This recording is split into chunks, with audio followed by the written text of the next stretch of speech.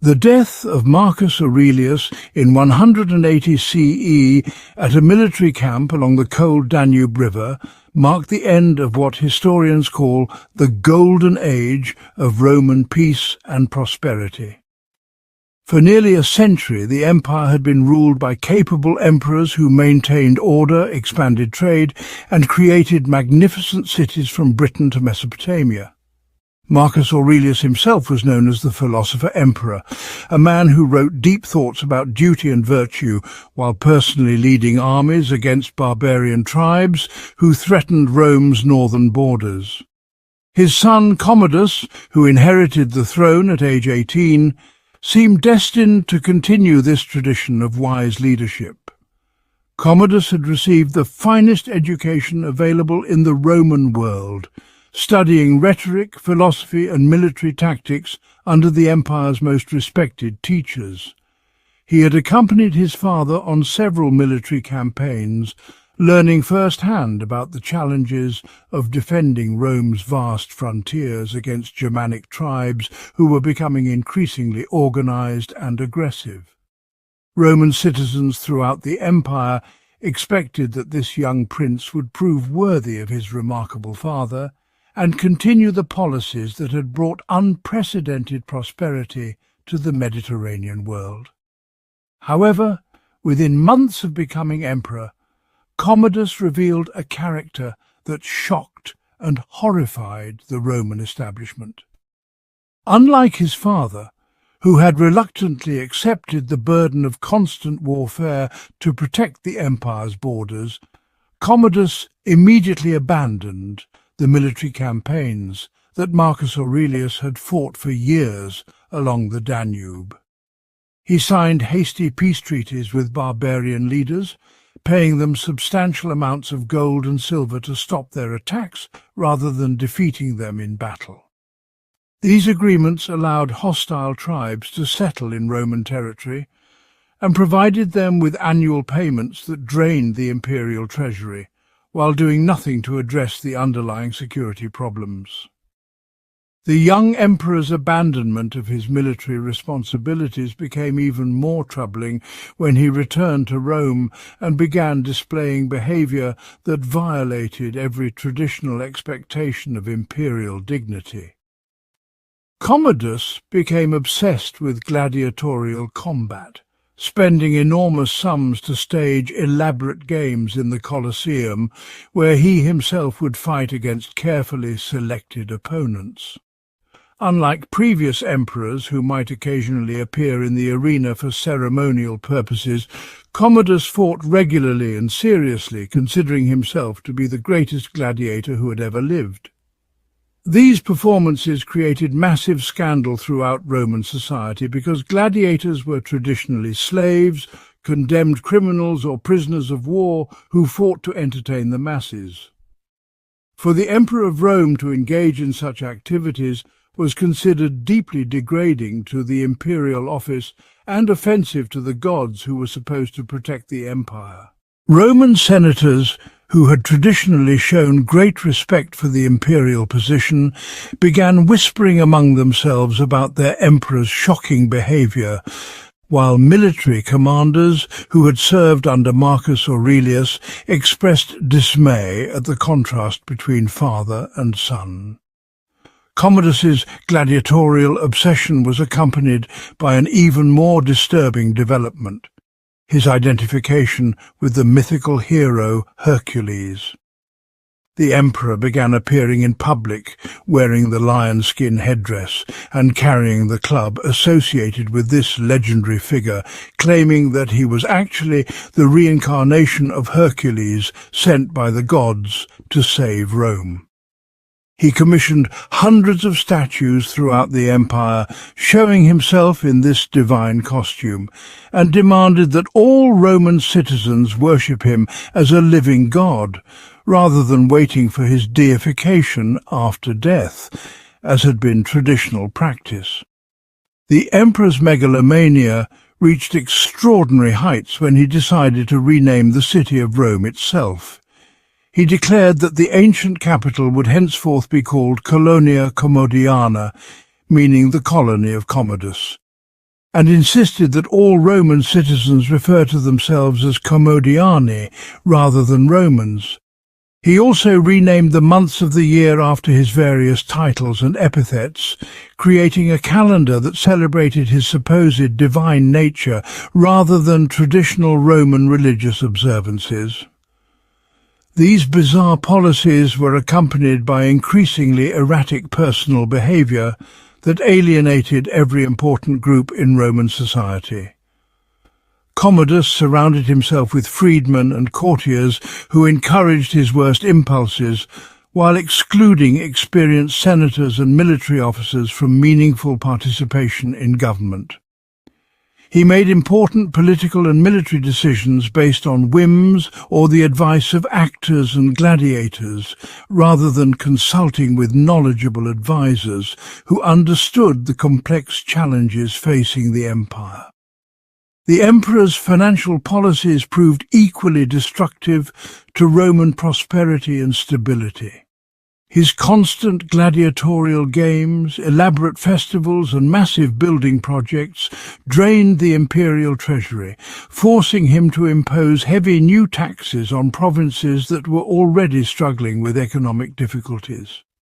He also began selling government positions, military commands, and even senatorial rank to wealthy individuals who were willing to pay enormous bribes, creating a system of corruption that undermined the traditional merit-based approach to imperial administration.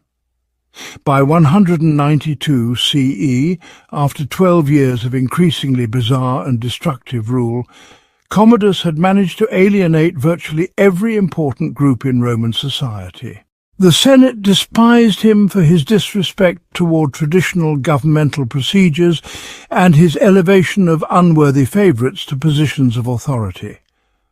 The military was disgusted by his abandonment of serious warfare in favour of theatrical combat and his appointment of incompetent commanders who had purchased their positions rather than earning them through service.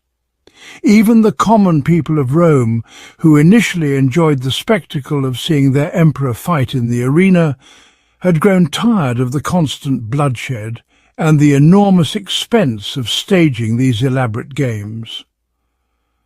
The conspiracy that ended Commodus's reign was organized by the people closest to him: his mistress Marcia, his chamberlain Eclectus, and Quintus Aemilius Letus, the prefect of the Praetorian Guard.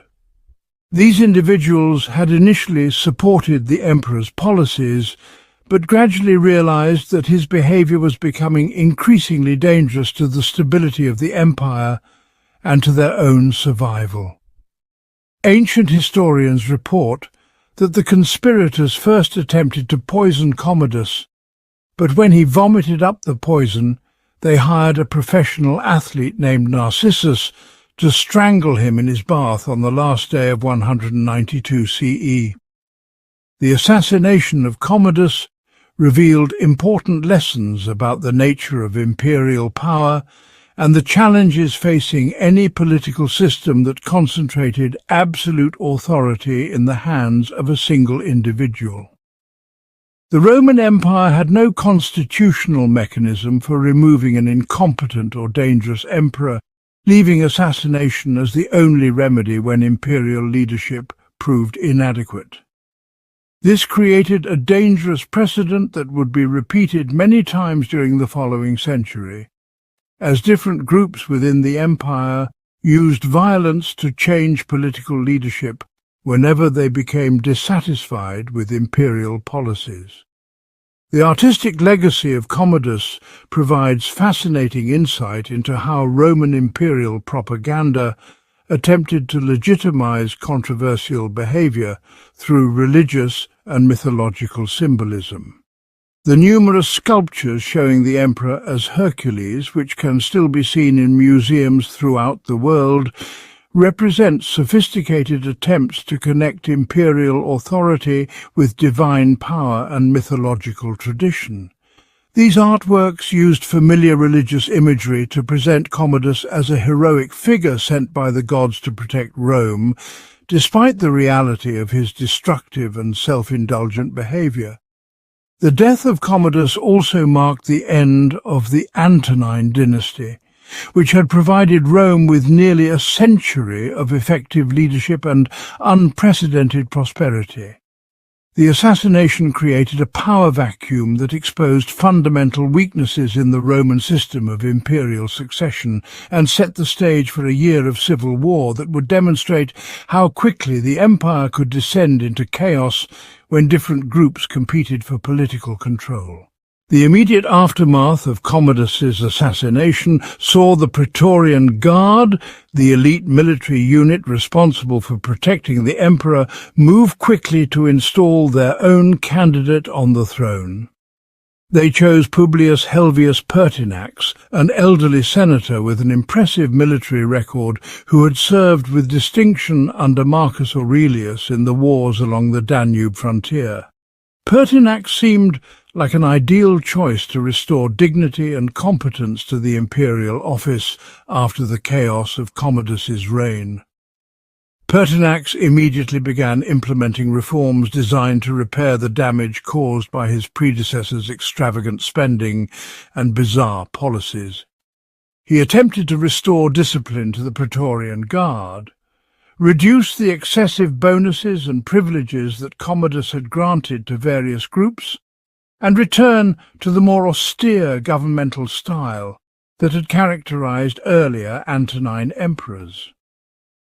The new emperor also tried to improve relations with the Senate by consulting with experienced legislators about important policy decisions and treating them with the respect that Commodus had denied them.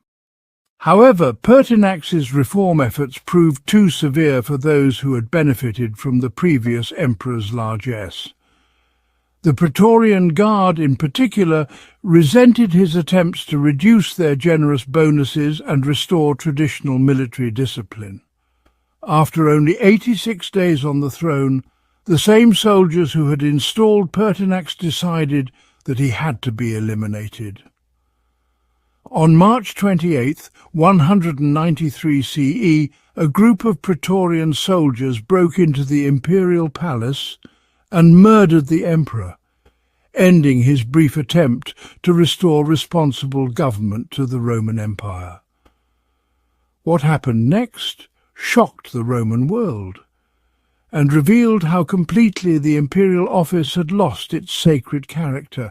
Instead of immediately proclaiming a new emperor, the Praetorian Guard announced that they would auction the position to the highest bidder. This unprecedented sale of imperial power attracted two wealthy senators, Didius Julianus and Titus Flavius Sulpicianus, who began competing in what amounted to a public bidding war for control of the Roman Empire. The auction continued for several hours, with both candidates making increasingly extravagant promises to the Praetorian soldiers. Didius Julianus ultimately won by offering each soldier 25,000 sestertii, an enormous sum that represented several years of salary for an ordinary worker.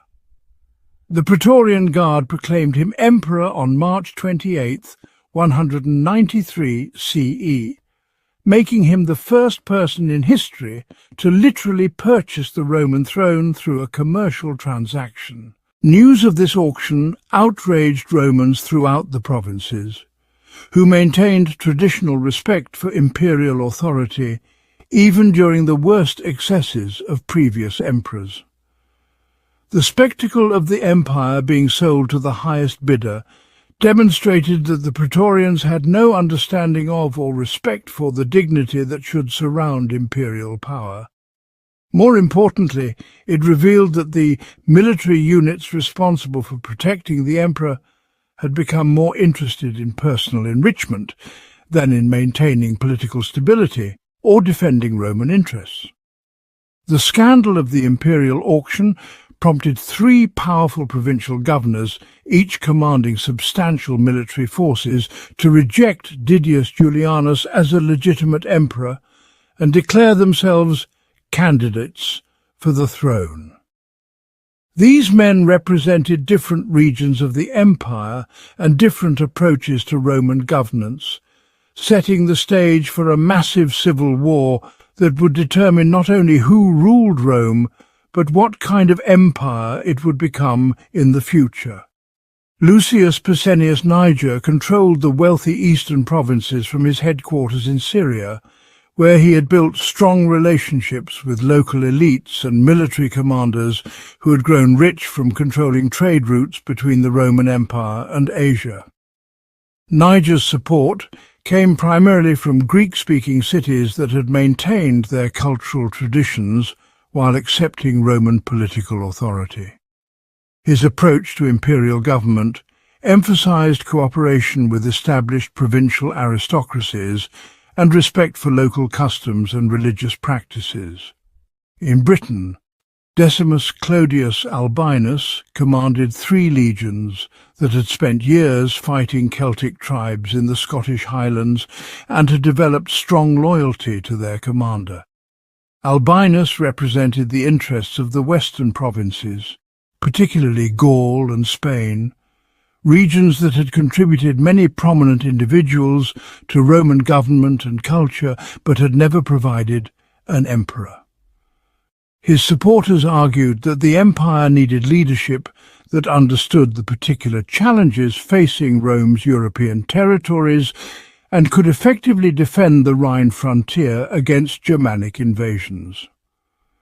The most formidable of the 3 claimants was Lucius Septimius Severus, governor of Pannonia Superior, who controlled the crucial Danube frontier where Marcus Aurelius had fought his final campaigns against barbarian tribes. Severus commanded the largest and most experienced military forces, including veterans who had served under the philosopher emperor and understood the strategic importance of the northern borders. More significantly, his geographical position allowed him to march on Rome more quickly than his eastern and western rivals could respond to his movements. Severus proved to be not only the most capable military commander among the rival claimants, but also the most skilled politician. He moved with remarkable speed to eliminate his enemies and establish his authority throughout the empire, demonstrating the combination of strategic thinking and ruthless determination that would characterize his entire reign. His first target was Didius Julianus, the senator who had purchased the throne from the Praetorian Guard and who commanded little genuine support from any important group in Roman society. The march of Severus toward Rome created panic in the capital city, where Didius Julianus found himself increasingly isolated as potential supporters abandoned him to join the approaching victor. Ancient historians report that Julianus spent his final weeks desperately trying to organize defensive measures, but his promises of rewards and his appeals for loyalty fell on deaf ears. Even the Praetorian Guard, who had sold him the throne, began negotiating secretly with Severus's representatives about terms for switching sides. When Severus reached the outskirts of Rome in early June 193 CE, he found that Didius Julianus had been abandoned by virtually all his supporters. The Senate, recognizing the inevitable outcome, voted to condemn Julianus as a public enemy and officially recognized Severus as the legitimate emperor. Julianus was executed after a reign of only 66 days, becoming one of the shortest ruling emperors in Roman history and earning the eternal disgrace of being remembered as the man who tried to buy the imperial throne. Severus's entry into Rome marked a decisive moment in Roman imperial history, as the new emperor took immediate steps to demonstrate that the old system of government had been permanently changed. His first and most dramatic action was to dismiss the entire Praetorian Guard, the elite unit that had murdered Pertinax and auctioned the imperial office. He replaced them with soldiers from his own legions who had proven their loyalty during the civil war, sending a clear message that military service and demonstrated faithfulness would be rewarded under the new regime. This reorganization of the Praetorian Guard had profound implications for the future of Roman politics. Previous emperors had relied on this unit as a counterbalance to the regular army, but Severus's reforms made the Guard simply an extension of his personal military power. The change demonstrated his understanding that imperial authority now depended primarily on military force rather than traditional sources of political legitimacy like senatorial approval or constitutional precedent. With Rome secured and the immediate threat from Didius Julianus eliminated, Severus turned his attention to his two remaining rivals, both of whom commanded substantial military forces and controlled important regions of the empire. His conflict with Pescennius Niger in the east became not just a struggle for political power, but a contest between different visions of what the Roman Empire should become in the future. Niger represented the traditional approach of governing through established elites and maintaining cultural continuity with the Greek and Roman past. His supporters included wealthy merchants, educated aristocrats, and city-dwelling populations who had prospered under the existing system and wanted to preserve the cultural and economic arrangements that had brought them success. Niger's vision of imperial government emphasized stability, respect for local traditions, and cooperation with existing power structures. Severus, by contrast, represented a more revolutionary approach that relied primarily on military commanders and showed little deference to traditional aristocratic privileges. His background as a provincial outsider who had risen through military service made him sympathetic to other ambitious individuals who lacked the advantages of birth and wealth, but possessed the skills and determination to succeed in a merit-based system. His supporters included career soldiers, provincial administrators, and ambitious men from throughout the empire who saw opportunities for advancement under a regime that valued performance over pedigree. The civil war between Severus and Niger was decided by superior strategy and logistics rather than by the size of their respective armies. Severus demonstrated exceptional skill in coordinating the movements of multiple military units across vast distances, while Niger proved unable to effectively organize his eastern supporters for sustained military action. The decisive battle occurred at Issus in 194 CE, the same location where Alexander the Great had defeated the Persian king Darius over 5 centuries earlier. The Battle of Issus was a complete victory for Severus, whose forces outmaneuvered and destroyed Niger's army in a single day of fighting. Niger himself was captured while attempting to flee across the Bosporus and was immediately executed, ending his challenge to Severan authority. However, Severus's response to victory revealed the harsh and unforgiving character that would mark his entire reign. Instead of showing mercy to his defeated enemies, he ordered systematic executions of Niger's supporters and imposed severe punishments on eastern cities that had supported his rival. Antioch, one of the empire's greatest cities and the capital of the wealthy province of Syria, lost its status as a provincial capital and saw many of its leading citizens executed or exiled.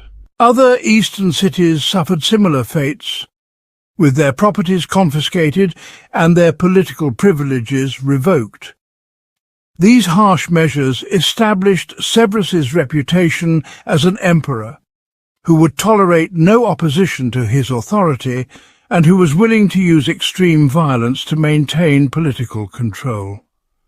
The elimination of Niger left only Clodius Albinus as a threat to Severan authority, but this final conflict proved to be the most challenging of the civil wars. Albinus had initially agreed to serve as Severus's junior partner, accepting the title of Caesar and recognition as heir to the throne in exchange for supporting Severan claims against their eastern rival. However, once Niger was defeated, it became clear that Severus intended to establish his own dynasty and had no intention of honouring his agreements with his western ally. The breakdown of the alliance between Severus and Albinus created a dangerous situation for the empire, as both men commanded veteran legions and controlled important resources. Albinus had the support of the wealthy Gallic provinces, whose agricultural production and mineral resources were crucial to the empire's economy, while Severus controlled the central government and had access to the imperial treasury. The conflict between them became a struggle for control of the empire's western territories and the loyalty of military units stationed along the Rhine frontier. The decisive confrontation took place at Lugdunum, modern-day Lyon, in February 197 CE, in what ancient historians describe as one of the largest and bloodiest battles in Roman history. Both armies consisted entirely of veteran legions with extensive combat experience, and neither side was willing to retreat or negotiate a peaceful settlement. The fighting continued for an entire day, with enormous casualties on both sides and the outcome remaining uncertain until the final hours of battle. Ancient sources suggest that over 150,000 soldiers participated in the Battle of Lugdunum, making it one of the largest military engagements in Roman history up to that time. The scale of the conflict reflected not only the military resources that both claimants could mobilize, but also the importance that each side placed on achieving complete victory. Both Severus and Albinus understood that this battle would determine the future direction of the Roman Empire, and that there could be no compromise or negotiation after such a massive commitment of military force. When Albinus's forces finally broke late in the day, Severus ordered systematic pursuit and destruction of the fleeing enemy army. Albinus himself was killed during the retreat, either by his own hand or by pursuing cavalry, ending the last serious challenge to Severan authority. However, the emperor's response to victory was characteristically harsh and unforgiving. He ordered extensive executions of captured officers and confiscated vast amounts of property from Gallic nobles who had supported his rival. The aftermath of the Battle of Lugdunum demonstrated Severus's understanding that military victory alone was insufficient to establish lasting imperial authority. He spent considerable time and resources establishing new administrative arrangements in Gaul, appointing loyal governors and military commanders, while implementing policies designed to prevent future rebellions. The emperor also used the wealth confiscated from Albinus's supporters to fund military reforms and building projects that would strengthen his position throughout the empire. With all rival claimants eliminated, Severus began implementing the military and administrative reforms that would fundamentally change the character of the Roman Empire. His most important innovation was a substantial increase in soldiers' pay. Recognizing that military loyalty was essential to imperial stability and that adequate compensation was necessary to maintain the support of the armies that defended the empire's frontiers. This pay increase was accompanied by permission for soldiers to marry legally while serving, reversing a traditional prohibition that had forced military men to maintain unofficial relationships with women who had no legal protection. These military reforms had profound effects on Roman society and imperial finances. The increased military spending required higher taxes from the provinces, creating economic pressures that would contribute to the instability of later periods. However, the reforms also created stronger bonds between the emperor and his soldiers, establishing a pattern of military dependence that would characterize imperial politics for the next century. Severus also expanded military recruitment from the provinces, bringing increasing numbers of non-Italian soldiers into the Roman army and eventually promoting them to positions of command. This policy reflected his own background as a provincial outsider and his recognition that the empire's security depended on utilizing military talent from throughout the Mediterranean world.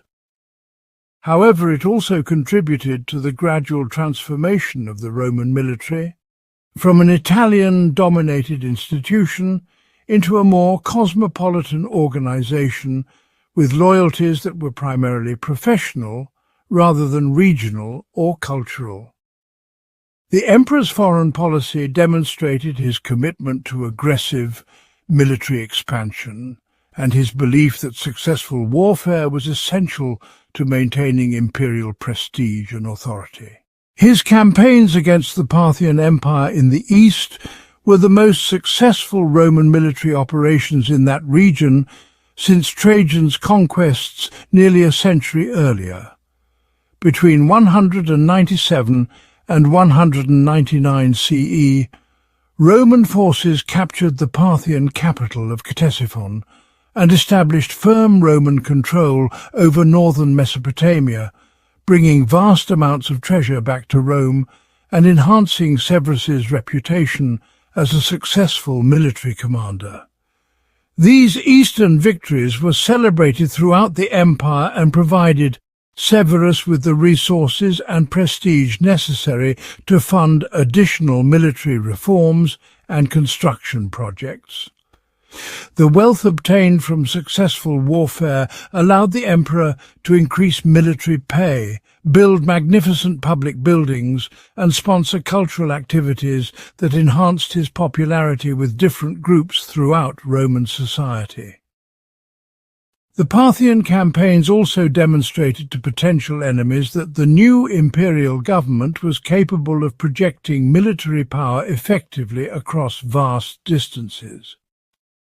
Severus's final military campaign took him to Britain, where he attempted to complete the conquest of the island that had eluded Roman armies for over 2 centuries.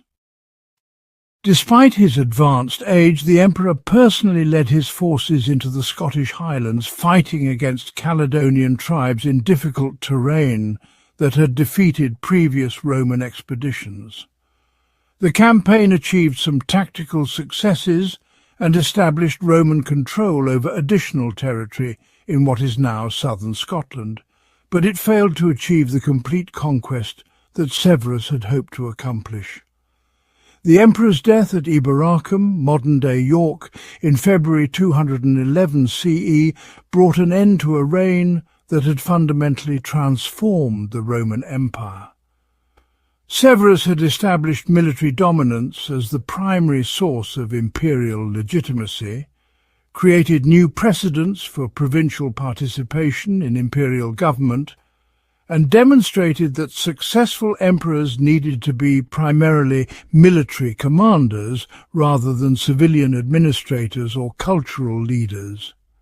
The architectural legacy of Septimius Severus, particularly the triumphal arch that bears his name and still stands in the Roman Forum, provides important insights into how the emperor wanted to be remembered by future generations. The Arch of Septimius Severus celebrates his victories over Eastern enemies and presents him as the legitimate heir to Rome's greatest military traditions.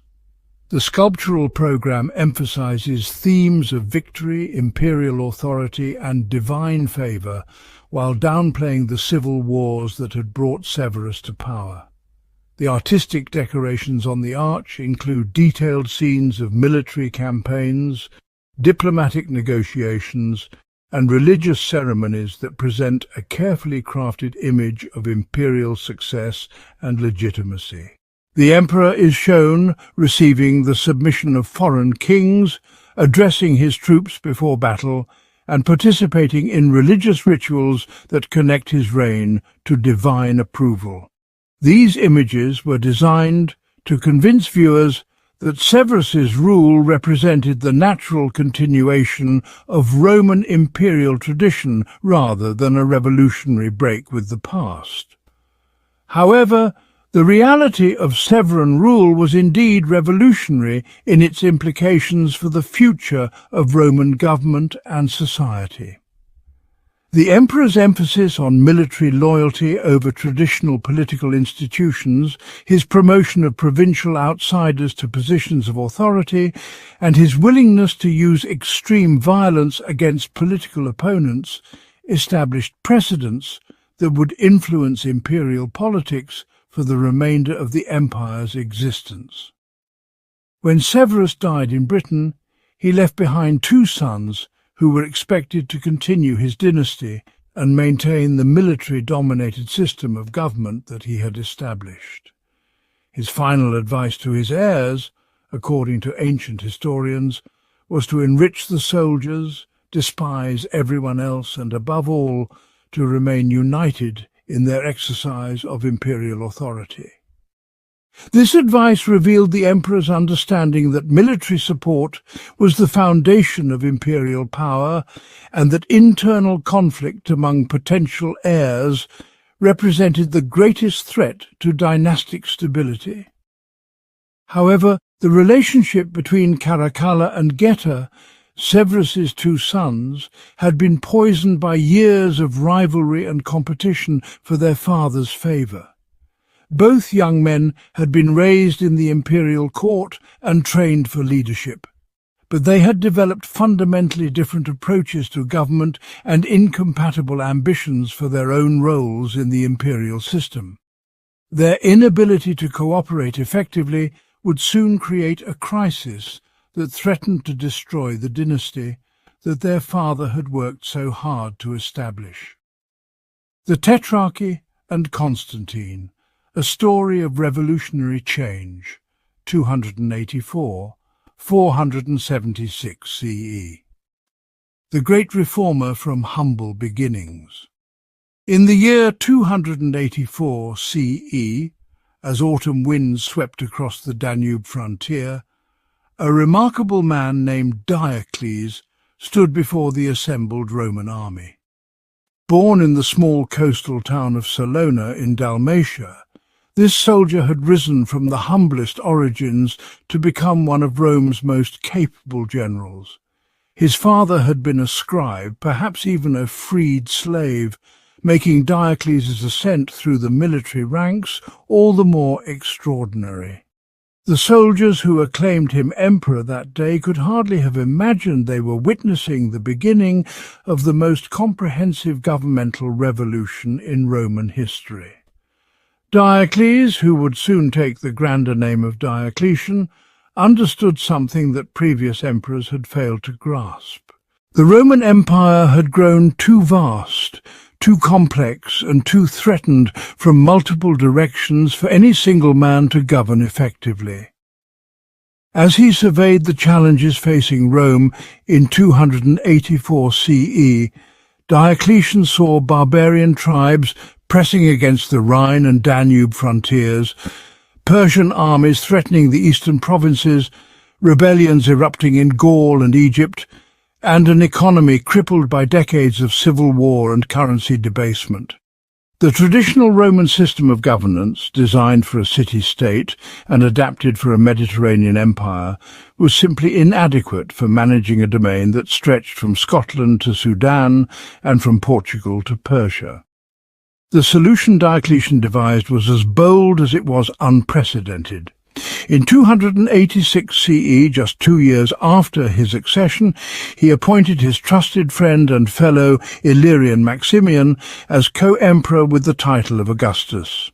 This partnership worked so well that by 293 CE, Diocletian expanded the system further, creating what historians would later call the Tetrarchy, meaning rule by four. Each Augustus would choose a junior partner called a Caesar, creating a four-man leadership team that could simultaneously address threats across the empire's vast frontiers. Diocletian retained control of the wealthy eastern provinces, including Egypt and Asia Minor, while Maximian governed Italy, Africa and parts of Gaul. The two Caesars, Constantius Chlorus and Galerius, were assigned Gaul and Britain and the Danube provinces respectively. This division was not merely administrative but deeply strategic. Each ruler could respond quickly to local threats without waiting for orders from a distant capital. The system also provided for succession, as each Caesar would eventually become an Augustus and choose his own Caesar, theoretically ensuring smooth transitions of power. The administrative reorganization that accompanied the tetrarchy was equally revolutionary. Diocletian recognized that the existing provincial system, some of which dated back to the Republic, was hopelessly outdated. He therefore doubled the number of provinces, reducing their size and the power of their governors. Where Augustus had established perhaps 25 provinces, Diocletian created nearly 100 smaller ones, grouped into 12 administrative districts called dioceses. Each diocese was overseen by a vicar who reported directly to the praetorian prefects, creating a clear chain of command that reduced the likelihood of provincial rebellion. This new system separated military and civilian authority in most provinces, a crucial innovation that addressed one of the chronic problems of the 3rd century. Previously, provincial governors had commanded both the civil administration and the military forces in their territories, making them potentially dangerous rivals to the emperor. Under Diocletian's reforms, a civilian governor administered the province while a separate military commander, called a dux, controlled the troops. This division made it much more difficult for ambitious provincials to accumulate enough power to challenge imperial authority. The economic reforms implemented by Diocletian were equally comprehensive and far more controversial. The empire's currency had been so debased by previous emperors that by 284 CE the silver content of the denarius had fallen to less than 5%. Prices had soared, trade had become difficult, and many transactions had reverted to barter. Diocletian's response was twofold. First, he introduced a new gold coin called the solidus, which would maintain its purity and weight for centuries to come. Second, and more dramatically, he issued in 301 CE the famous Edict on Maximum Prices. This extraordinary document, fragments of which survive carved in stone across the former empire, attempted to fix the prices of virtually everything sold in the Roman world. From a pound of beef to a pair of shoes, from a teacher's daily wage to the cost of transporting goods by donkey, the edict specified maximum allowable prices. The penalties for violation were severe, including death for merchants who charged more than the legal maximum. While the edict demonstrated Diocletian's systematic approach to governance, it also revealed the limitations of even the most capable autocrat's ability to control economic forces. The edict proved largely unenforceable and was quietly abandoned within a few years, though it remains one of history's most fascinating attempts at comprehensive price control. Perhaps the most tragic aspect of Diocletian's reign was his treatment of the Christian communities within the empire. For the first 18 years of his rule, Christians had enjoyed relative peace, with many serving in the imperial administration and even in the imperial household.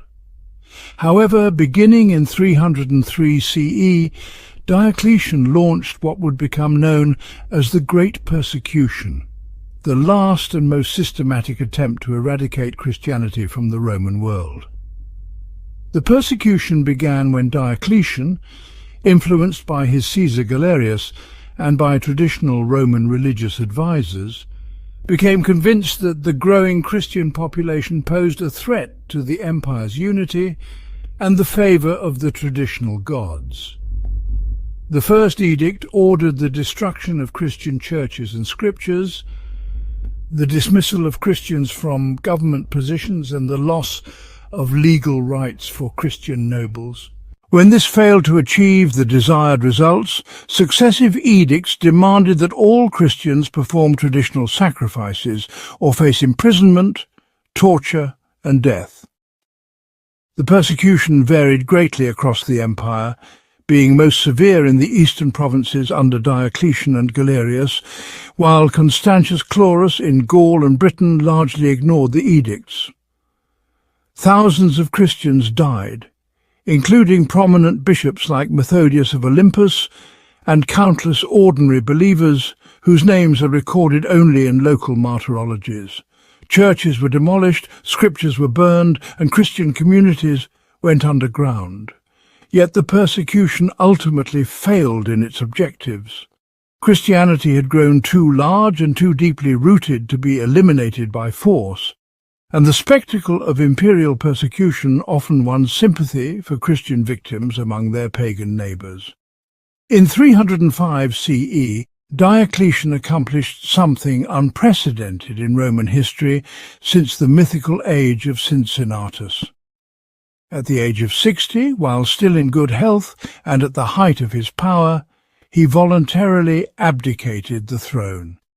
At the same ceremony, he compelled his reluctant colleague Maximian to do the same, making way for their Caesars to become the new Augusti and choose new Caesars in turn. Diocletian retired to an enormous palace he had constructed near his birthplace at Split on the Adriatic coast.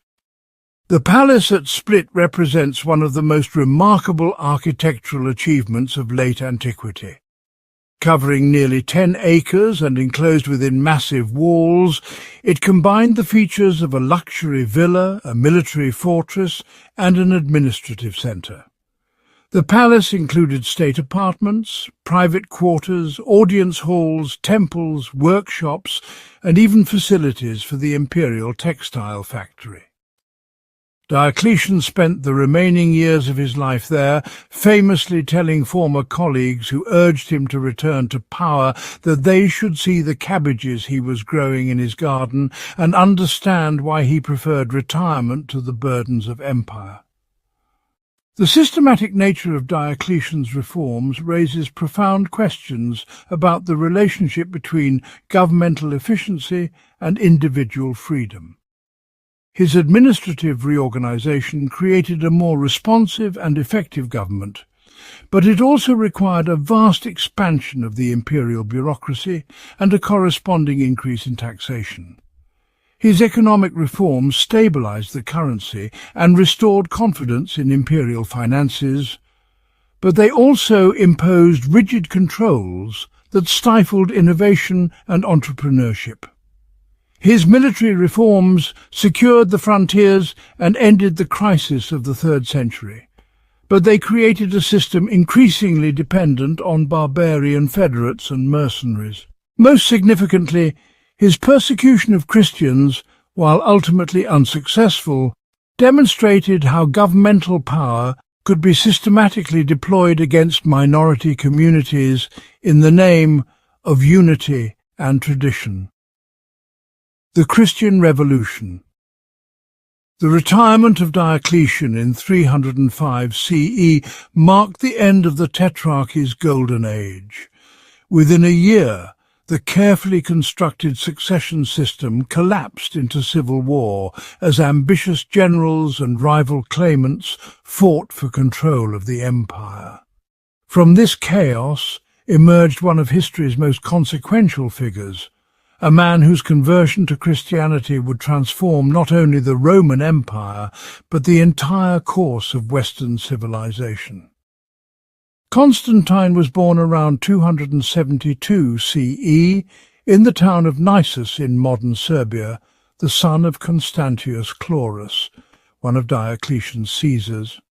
His mother Helena came from humble origins, possibly working as an innkeeper, before catching the attention of the future emperor. Constantine spent his youth at Diocletian's court, receiving an excellent education and observing firsthand how the tetrarchy functioned. When his father became Augustus of the Western provinces in 305 CE, Constantine was serving as a military tribune in the east, essentially a hostage to ensure his father's loyalty. The death of Constantius Chlorus in 306 CE at York in Britain precipitated the crisis that would define Constantine's career. Rather than accepting the tetrarchy's succession system, the British legions immediately proclaimed Constantine emperor. This action violated Diocletian's carefully planned system and triggered a series of civil wars that would last for nearly 2 decades. By 312 CE, Constantine had secured control of Gaul and Britain and was preparing to invade Italy to face his rival Maxentius, who controlled Rome and much of the western Mediterranean. The events at the Milvian Bridge outside Rome on October 28, 312 CE, would echo through history. According to later Christian accounts, primarily those of the bishop Eusebius, who knew Constantine personally, the emperor experienced a vision either in a dream or while awake that would change his life and the empire forever. Constantine claimed to have seen a cross of light in the sky accompanied by the words, "In this sign, conquer," in either Latin or Greek. Whether this vision was a genuine religious experience, a calculated political decision, or a later legendary embellishment remains debated, but its consequences were undeniable. Constantine ordered his soldiers to paint Christian symbols on their shields and banners before the battle. When his forces decisively defeated Maxentius, with his rival drowning in the Tiber as he fled across a collapsing bridge, Constantine attributed his victory to the Christian god. This marked the beginning of the first Christian emperor's remarkable career, though his understanding of Christianity would evolve significantly over the following decades. The immediate practical consequence of Constantine's conversion was the Edict of Milan in 313 CE. This groundbreaking document, issued jointly with his eastern colleague Licinius, established religious toleration throughout the empire. Unlike previous edicts that had merely ended persecution, the Edict of Milan went further, declaring that Christianity and all other religions should be freely practiced. It ordered the restoration of confiscated Christian property, compensation for losses suffered during persecution, and the recognition of Christianity as a legitimate religion equal to any other in the empire. The edict's language was carefully crafted to appeal to both Christians and pagans. It spoke of ensuring divine favour through religious freedom, rather than explicitly endorsing Christianity above other faiths. This diplomatic approach reflected Constantine's practical understanding that Christians, while numerous and growing, still constituted a minority of the empire's population. The edict also established an important precedent for religious freedom that would influence legal thinking for centuries to come. Constantine's most enduring achievement was the foundation of Constantinople, the new Rome, that would serve as the eastern capital for over 1,000 years. In 324 CE, after defeating Licinius and reuniting the empire under his sole rule, Constantine began transforming the ancient Greek city of Byzantium into a magnificent new capital. The choice of location was strategically brilliant, controlling the Bosphorus Strait that connected Europe and Asia and the Black Sea with the Mediterranean. The construction of Constantinople represented the largest building project since Rome itself. Constantine imported architects, artists and craftsmen from across the empire to create a city that would rival the Eternal City in magnificence while embodying Christian values. The new capital featured a great palace, a hippodrome for chariot races, numerous churches including the magnificent Hagia Sophia, and wide boulevards adorned with classical statuary collected from across the Greek world. Unlike Rome, with its pagan temples and associations, Constantinople was conceived as a Christian city from its foundation. The religious significance of Constantinople extended beyond its Christian character. By creating a new capital in the east, Constantine implicitly acknowledged that the empire's centre of gravity had shifted away from Italy toward the wealthier and more populous eastern provinces. The new city became not only the seat of imperial government, but also the centre of Eastern Christianity, eventually developing into the heart of what would become the Byzantine Empire. Constantine's involvement in Christian theology proved as consequential as his political and military achievements. In 325 CE, he convened the Council of Nicaea to address the Arian controversy that was dividing the Christian Church. Arius, a priest from Alexandria, had taught that Jesus Christ was subordinate to God the Father, creating a theological dispute that threatened to split Christianity into irreconcilable factions. The council, attended by bishops from across the empire, represented the first time Christian doctrine had been debated and decided with imperial backing. Constantine himself presided over many sessions, despite his limited theological training, demonstrating his belief that religious unity was essential for political stability.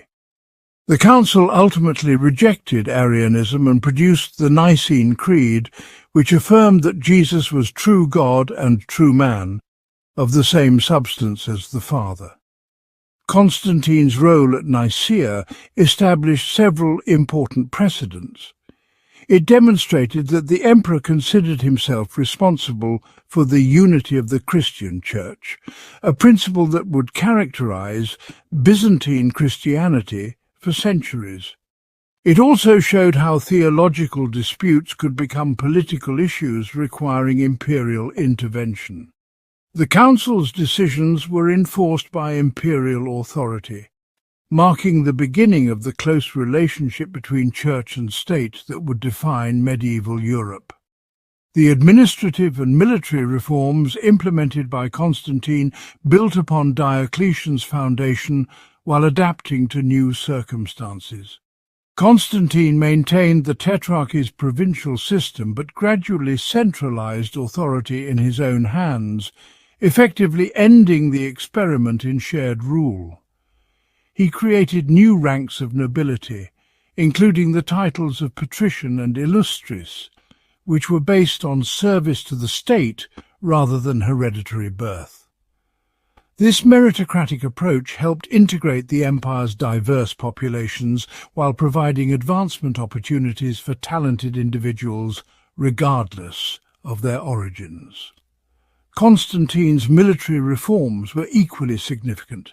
He created a new mobile field army called the Comitatenses, which could be rapidly deployed to threaten frontiers, while garrison troops called Limitanae defended fixed positions. This system provided greater strategic flexibility than the static frontier defences of earlier periods. Constantine also regularized the use of Germanic tribes as foederati, allied troops who served under their own commanders in exchange for land and subsidies. The economic policies of Constantine had profound long-term consequences. His introduction of the gold solidus as the standard currency provided monetary stability that would last for centuries. The solidus maintained its weight and purity, becoming the preferred medium of exchange for international trade throughout the Mediterranean world and beyond.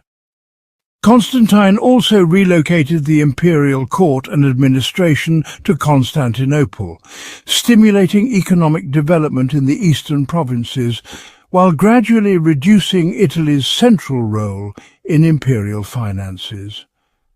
The Arch of Constantine, erected in Rome to commemorate his victory over Maxentius, provides fascinating insights into the cultural transformation occurring during his reign.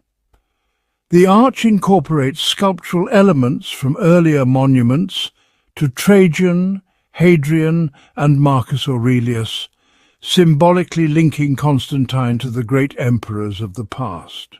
However, the new sculptural elements created specifically for Constantine's arch show a marked departure from classical style, featuring more symbolic and abstract representations that would characterize late antique and medieval art. The arch's decorative program carefully balances Christian and traditional elements.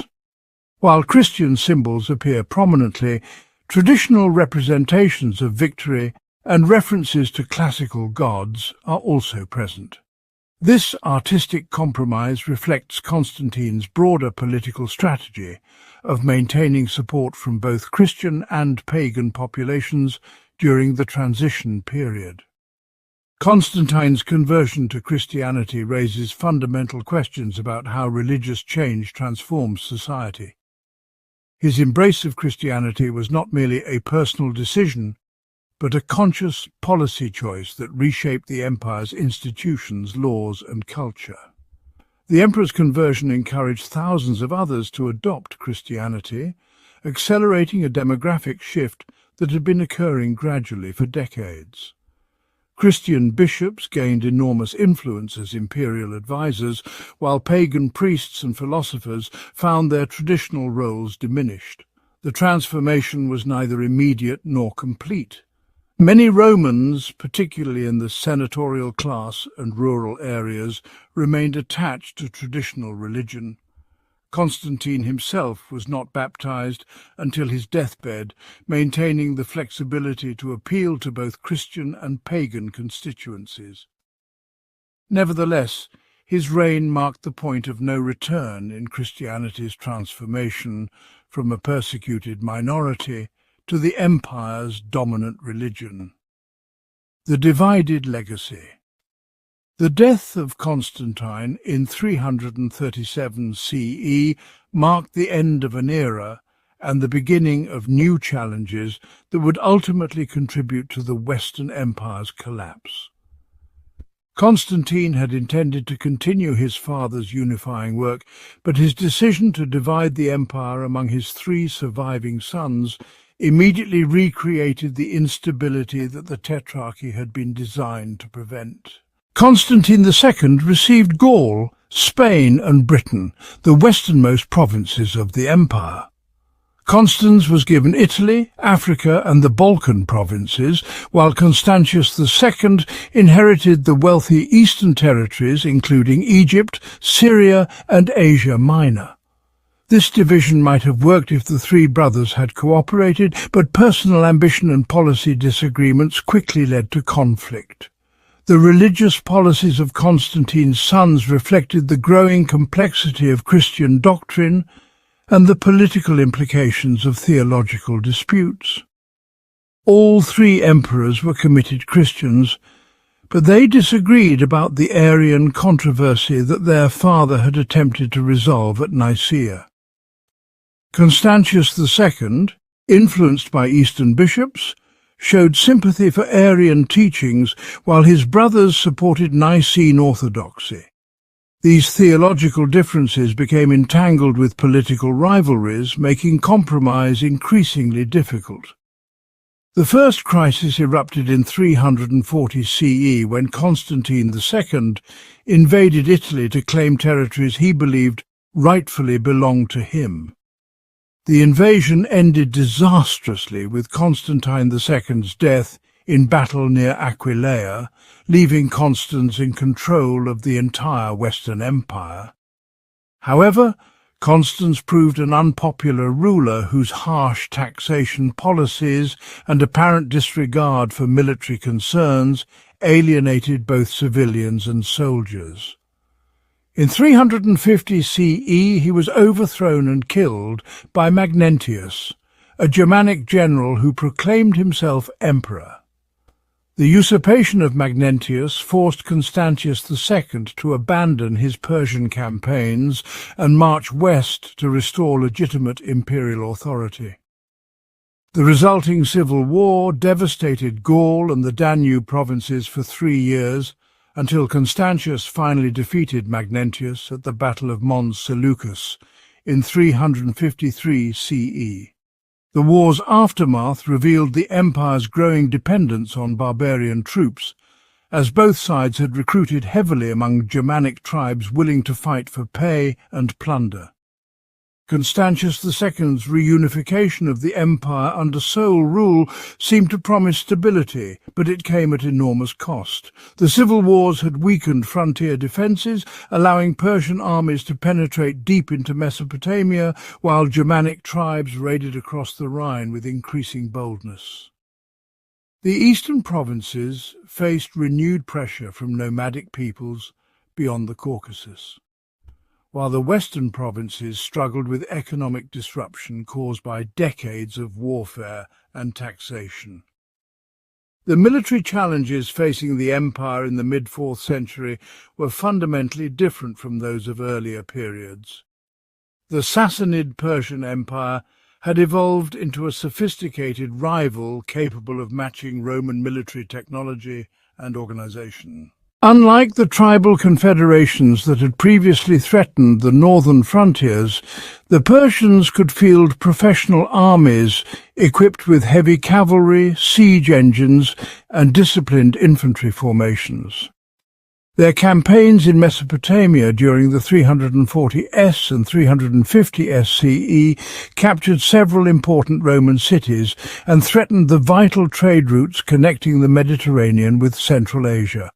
Along the northern frontiers, the Germanic tribes had also undergone significant changes since the 3rd century.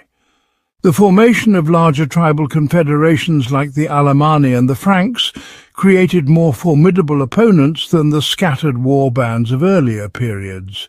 These confederations could maintain armies in the field for extended campaigns and had developed more sophisticated siege techniques for attacking Roman fortifications. Perhaps most significantly, many Germanic warriors had gained military experience serving in Roman armies, making them familiar with imperial tactics and organization. The religious policies of Constantius II created additional complications for imperial unity. Unlike his father, who had generally avoided taking sides in theological disputes, Constantius actively promoted Arian Christianity and persecuted bishops who supported Nicene orthodoxy.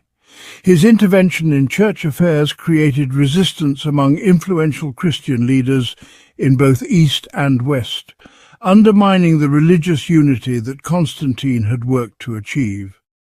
The emperor's theological preferences were influenced by his Eastern upbringing and the advice of Arian bishops who had gained his confidence. Constantius genuinely believed that Arian doctrine better preserved God's transcendence, and that Nicene Christianity threatened to blur the distinction between the divine and human. However, his efforts to impose Arian orthodoxy through imperial authority met fierce resistance from bishops like Athanasius of Alexandria, who had participated in the Council of Nicaea and refused to compromise on what they considered essential Christian doctrine. The struggle over Arianism revealed fundamental tensions about the relationship between imperial authority and religious truth. Constantius believed that his responsibility for the empire's united government extended to ensuring theological unity within the Christian Church. His opponents argued that religious truth could not be determined by political authority, even imperial authority, but must be based on scripture and apostolic tradition. This conflict between Caesaropapism and ecclesiastical independence would recur throughout Byzantine history and influence the development of Western Christianity's relationship with secular power. The divided authority created by Constantine's succession arrangement highlighted persistent problems in Roman governmental theory. The empire had grown too large and complex for effective rule by a single individual, but division among multiple rulers inevitably created rivalries and conflicts.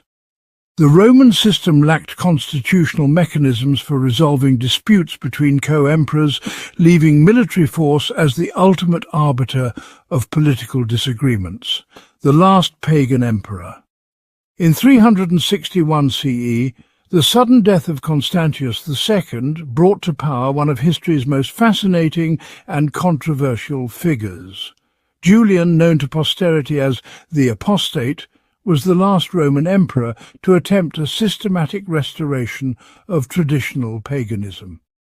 Yet, his remarkable story began not with religious rebellion, but with the tragedy of imperial family politics and the transformative power of classical education. Julian was born in 331 CE as the nephew of Constantine the Great, the son of Julius Constantius, who had been executed along with most of Constantine's male relatives in the purges that followed the emperor's death. Only Julian and his older half-brother Gallus survived the massacre, spared because of their young age. This traumatic beginning profoundly shaped Julian's worldview, instilling both a deep suspicion of Christian imperial politics and an appreciation for the fragility of human life. The young Julian was raised as a Christian and received an excellent education in both Christian doctrine and classical literature. However, his tutors included several crypto-pagans who had maintained their devotion to traditional philosophy while outwardly conforming to Christian orthodoxy. Through these mentors, Julian was introduced to the works of Plato, Plotinus, and the other Neoplatonist philosophers who had developed sophisticated theological systems that rivaled Christian doctrine in intellectual complexity. The turning point in Julian's religious development came during his studies in Athens, where he encountered the full richness of classical Greek culture. Here he was initiated into the mystery religions, particularly the cult of Mithras, popular among soldiers, and became convinced that Christianity represented a dangerous deviation from the authentic religious traditions of the Roman world.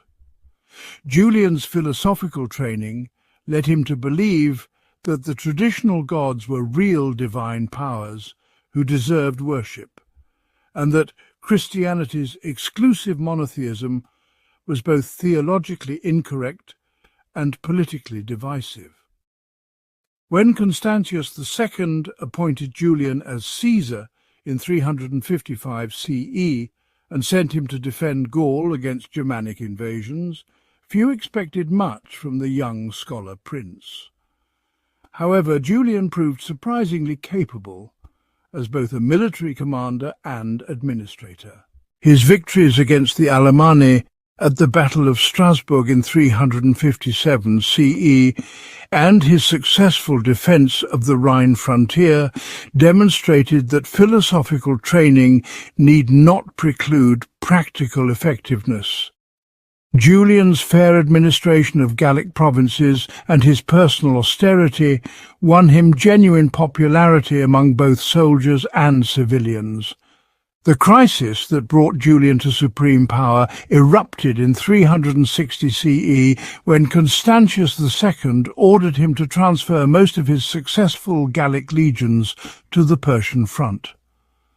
The troops, who had grown attached to their popular commander and were reluctant to leave their families for distant campaigns, proclaimed Julian emperor.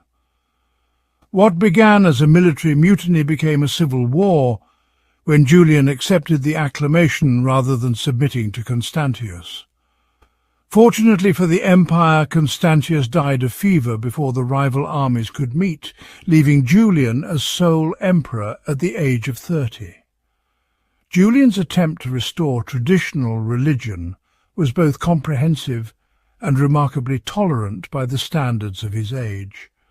Unlike Christian emperors who had used force to suppress paganism, Julian relied primarily on persuasion, example, and the removal of Christian privileges. His first major act was to issue an edict of religious tolerance that restored legal rights to all religious groups, including pagan priests, Christian heretics, and Jewish communities. This policy was motivated partly by Julian's philosophical belief in religious freedom and partly by his strategic calculation that Christian theological divisions would weaken the Church if imperial support were withdrawn. The emperor's personal religious practice combined elements from various traditional cults with Neoplatonist philosophy. Julian regularly performed sacrifices to the traditional gods, participated in mystery initiations, and consulted oracles before making important decisions. His court at Constantinople became a centre for pagan intellectuals who had remained hidden during the Christian emperors' reigns. However, Julian's religious enthusiasm sometimes exceeded the bounds of imperial dignity, leading Christian critics to mock him as a superstitious fanatic who spent more time in temples than in government offices. Julian's educational policy represented perhaps his most sophisticated attempt to weaken Christianity without resorting to persecution.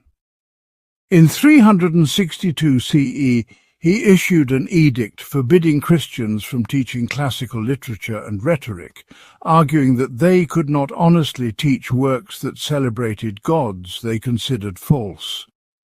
This policy struck at the heart of Christian intellectual culture, which had adapted classical education to Christian purposes. Christian teachers faced the choice of abandoning their careers or their faith, while Christian students were effectively excluded from the education necessary for advancement in imperial service. The emperor's plan to rebuild the Jewish temple in Jerusalem represented both religious conviction and political calculation. Julian genuinely believed that the temple's reconstruction would demonstrate the falsity of Christian prophecies about its permanent destruction. The project also aimed to gain Jewish support for his anti-Christian policies, while undermining Christian claims to be the legitimate inheritors of Jewish monotheism. However, the project was abandoned after Julian's death, with Christian sources claiming that supernatural fires had prevented its completion. Julian's Persian campaign in 363 CE was intended to crown his reign with military glory comparable to that achieved by Trajan and Alexander the Great.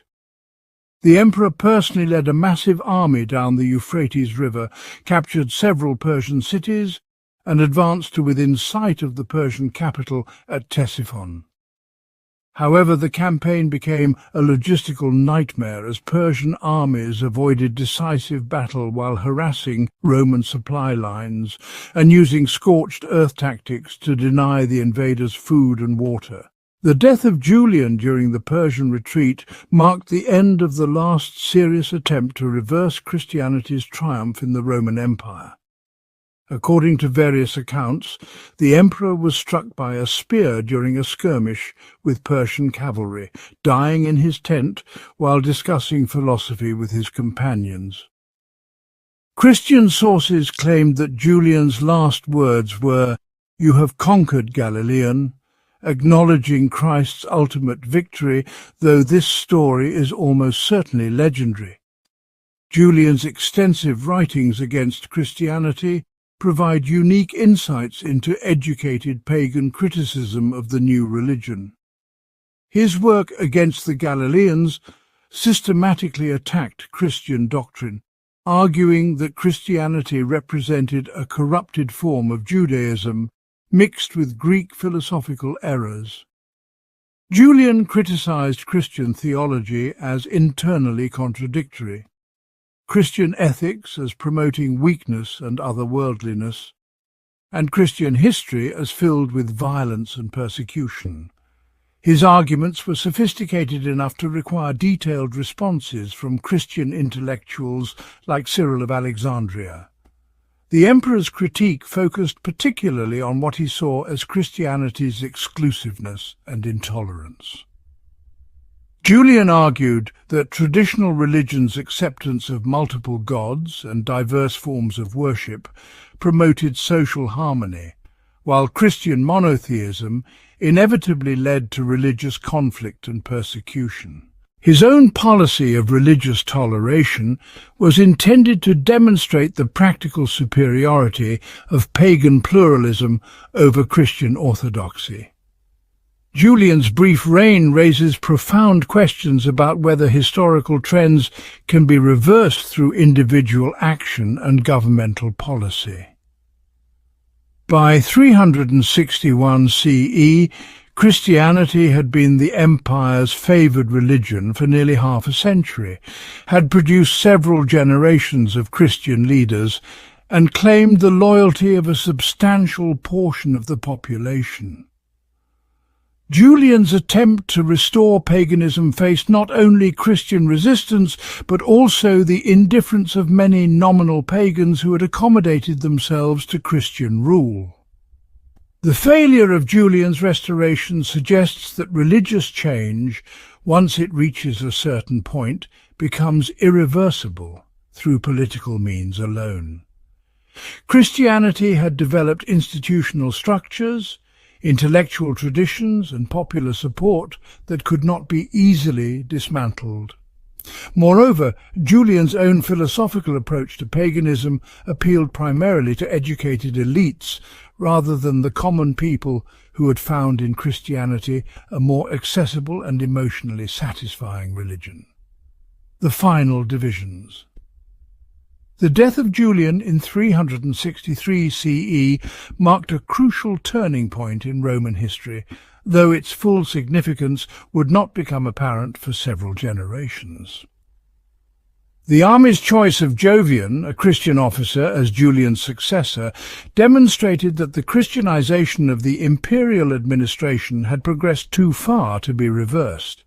However, Jovian's early death in 364 CE precipitated another succession crisis that would permanently divide the empire between East and West.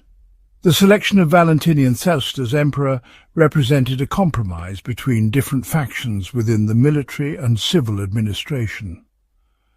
Born in Pannonia, around 321 CE, Valentinian came from a Christian family of modest means who had risen through military service. His selection reflected the growing importance of the Danubian provinces in imperial politics, as these frontier regions had produced many of the empire's most capable soldiers and administrators during the 4th century. Valentinian's decision to share power with his younger brother Valens recreated the division between East and West that had characterized much of the 4th century. However, this division was intended to be administrative rather than permanent, allowing each emperor to focus on the specific challenges facing his portion of the empire. Valentinian retained the western provinces, including Italy, Gaul, Spain, Britain, and North Africa, while Valens received the eastern territories from the Balkans to Mesopotamia. The Western Empire under Valentinian faced enormous military pressure along its extended frontiers. Germanic tribes continued to probe Roman defences along the Rhine, while Pictish raids threatened the northern borders of Britain and Moorish incursions disrupted North Africa. Valentinian's response was characteristically energetic and systematic. He strengthened frontier fortifications, recruited new legions, and personally led campaigns against the Alemanni and other Germanic confederations.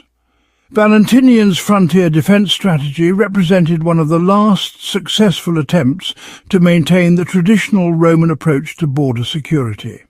Rather than relying primarily on barbarian federates, as later emperors would do, Valentinian maintained substantial regular forces along the frontiers and backed them with strategic reserves that could respond quickly to major incursions. His fortification program along the Rhine created a defensive system that would protect Gaul for another generation.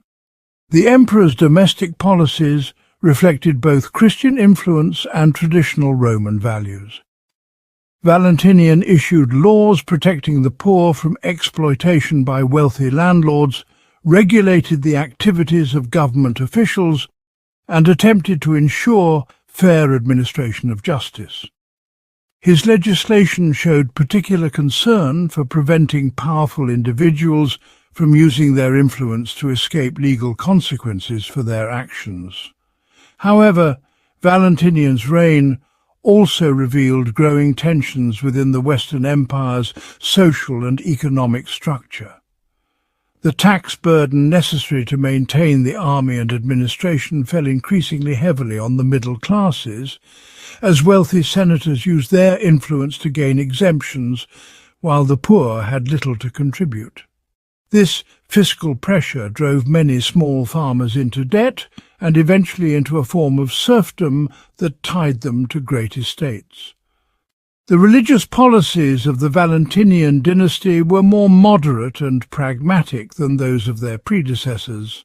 While both Valentinian and Valens were committed Christians, they generally avoided involving themselves in theological controversies and maintained a policy of relative tolerance toward non-Christians. This approach reflected both personal conviction and political necessity, as religious conflicts continued to divide Christian communities and distract attention from more pressing military and administrative concerns. In the Eastern Empire, Valens faced different but equally serious challenges. The Persian frontier remained active, requiring constant attention and substantial military resources.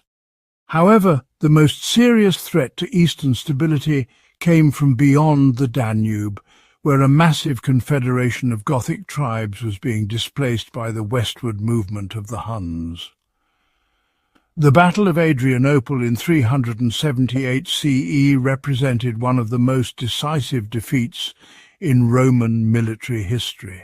The crisis began when Gothic refugees fleeing Hun attacks requested permission to cross the Danube and settle within Roman territory. Valens initially agreed to this arrangement, hoping to gain recruits for his armies while establishing the Goths as a buffer against other barbarian groups. However, corrupt Roman officials exploited the desperate refugees, leading to rebellion and the formation of a powerful Gothic army within the empire's borders. Valens's decision to engage the Goths without waiting for reinforcements from the Western Empire proved catastrophic. The Roman army was not only defeated, but virtually annihilated, with Valens himself killed in the fighting along with most of his senior commanders. The disaster left the Eastern Empire's European provinces defenseless and demonstrated the obsolescence of traditional Roman military tactics against the new style of barbarian warfare.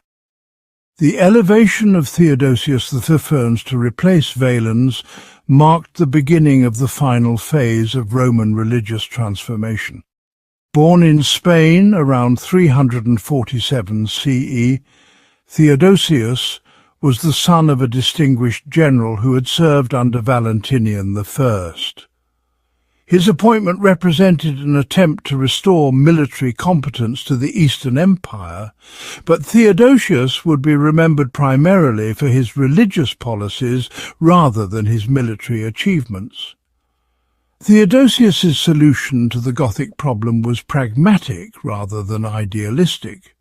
Rather than attempting to drive the Goths from Roman territory, he negotiated a settlement that granted them land in the Balkans in exchange for military service under their own commanders. This fetus represented a significant departure from traditional Roman policy, as it essentially created a barbarian kingdom within the empire's borders. However, the arrangement provided immediate relief from military pressure and freed Roman resources for other purposes. The emperor's religious policies were far more revolutionary than his barbarian policy. In a series of edicts beginning in 380 CE, Theodosius established Nicene Christianity as the empire's official religion and began systematic suppression of both paganism and Christian heresies. The Edict of Thessalonica declared that all inhabitants of the empire should follow the Christian religion as defined by the bishops of Rome and Alexandria, effectively making Orthodox Christianity a requirement for full citizenship. Theodosius's anti-pagan legislation went far beyond anything attempted by previous Christian emperors.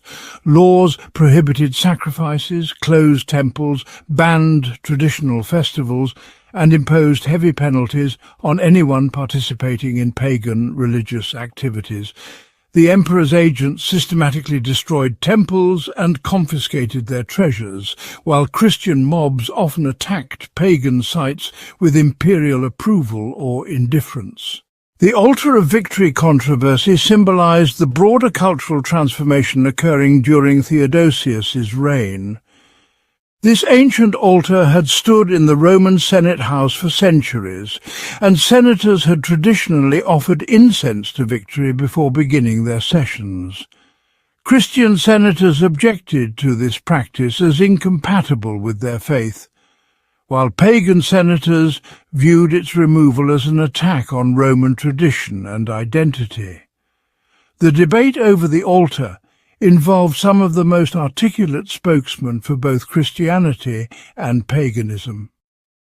Symmachus, the leading pagan senator, argued that religious diversity had made Rome great, and that abandoning traditional practices would anger the gods who had protected the empire for centuries. His eloquent plea for religious tolerance and respect for ancestral customs represented the final flowering of classical Roman rhetoric and political philosophy. The Christian response came from Ambrose, the powerful bishop of Milan, who argued that Christian emperors could not permit idolatrous practices in government buildings. Ambrose's victory in this controversy demonstrated the growing political influence of Christian bishops and marked a decisive moment in the transformation of Roman public culture. The removal of the altar symbolized Christianity's complete triumph over the traditional religion that had sustained Rome for over a millennium. Theodosius's enforcement of religious uniformity raised fundamental questions about the relationship between religious truth and political diversity. The emperor and his Christian advisers genuinely believed that religious unity was essential for imperial stability and divine favor.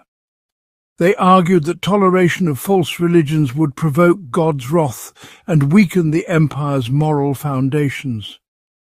However, critics both ancient and modern have pointed out that religious persecution created resentment among pagan populations and drove religious practice underground, rather than eliminating it entirely.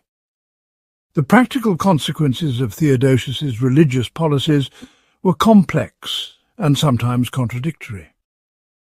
While official paganism disappeared from public life, many traditional practices survived by being incorporated into Christian festivals and customs. The Christian Church gained enormous wealth and political influence through imperial favor, but it also became increasingly dependent on governmental support and subject to imperial interference in theological matters. The suppression of intellectual diversity may have contributed to the decline of classical learning and the narrowing of educational curricula in the following centuries. The collapse of the West. The death of Theodosius I in 395 CE marked the end of the last emperor to rule both eastern and western portions of the Roman Empire. His decision to divide the empire permanently between his two young sons, Arcadius in the east and Honorius in the west, reflected the practical impossibility of governing such a vast territory from a single centre. However, this division also ensured that the two halves of the empire would increasingly develop separate identities and pursue divergent policies. The Western Empire, inherited by the 10-year-old Honorius, faced challenges that would have tested the most capable adult ruler. Germanic tribes had established themselves within Roman territory throughout Gaul and the Danube provinces, while the imperial army had become increasingly dependent on barbarian federates whose loyalty was questionable. The tax base had shrunk due to warfare and population decline, making it difficult to maintain adequate military forces.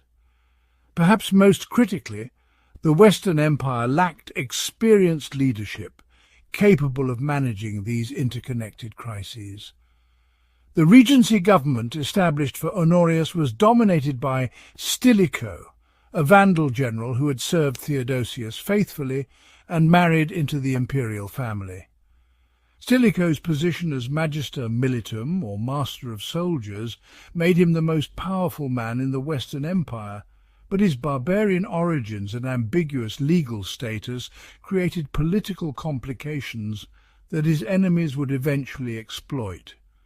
Despite these challenges, Stilicho proved remarkably capable at managing the Western Empire's military and diplomatic problems during the first decade of the 5th century.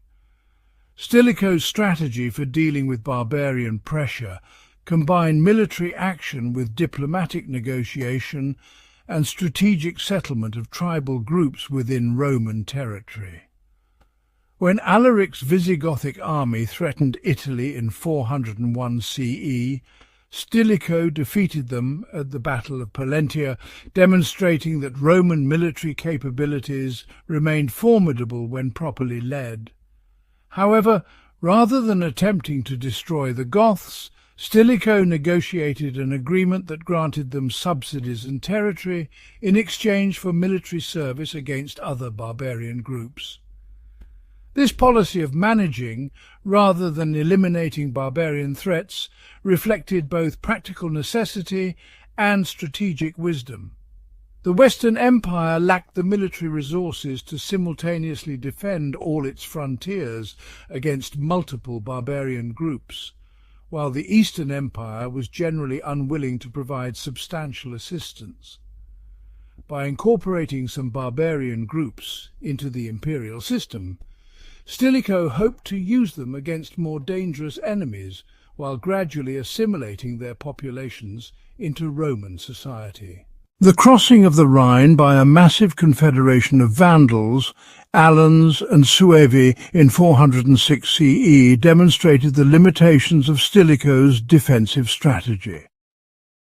This invasion, which occurred during an exceptionally harsh winter that froze the Rhine solid, allowed hundreds of thousands of barbarians to enter Gaul virtually unopposed.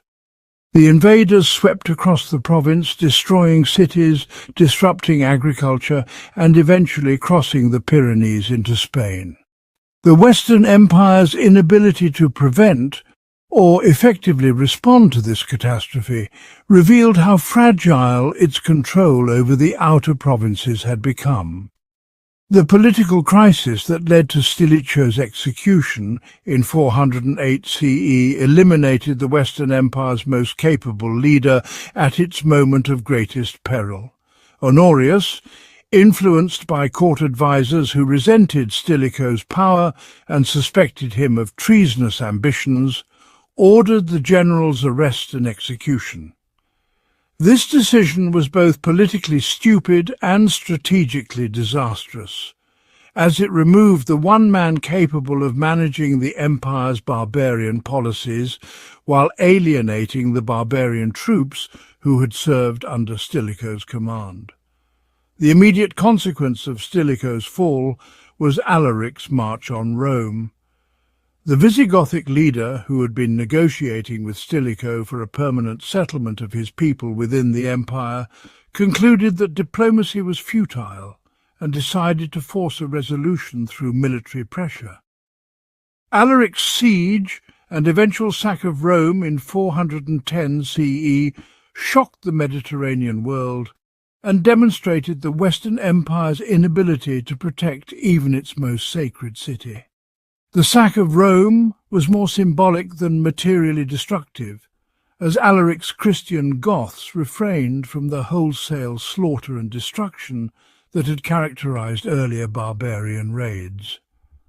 Nevertheless, the psychological impact was enormous.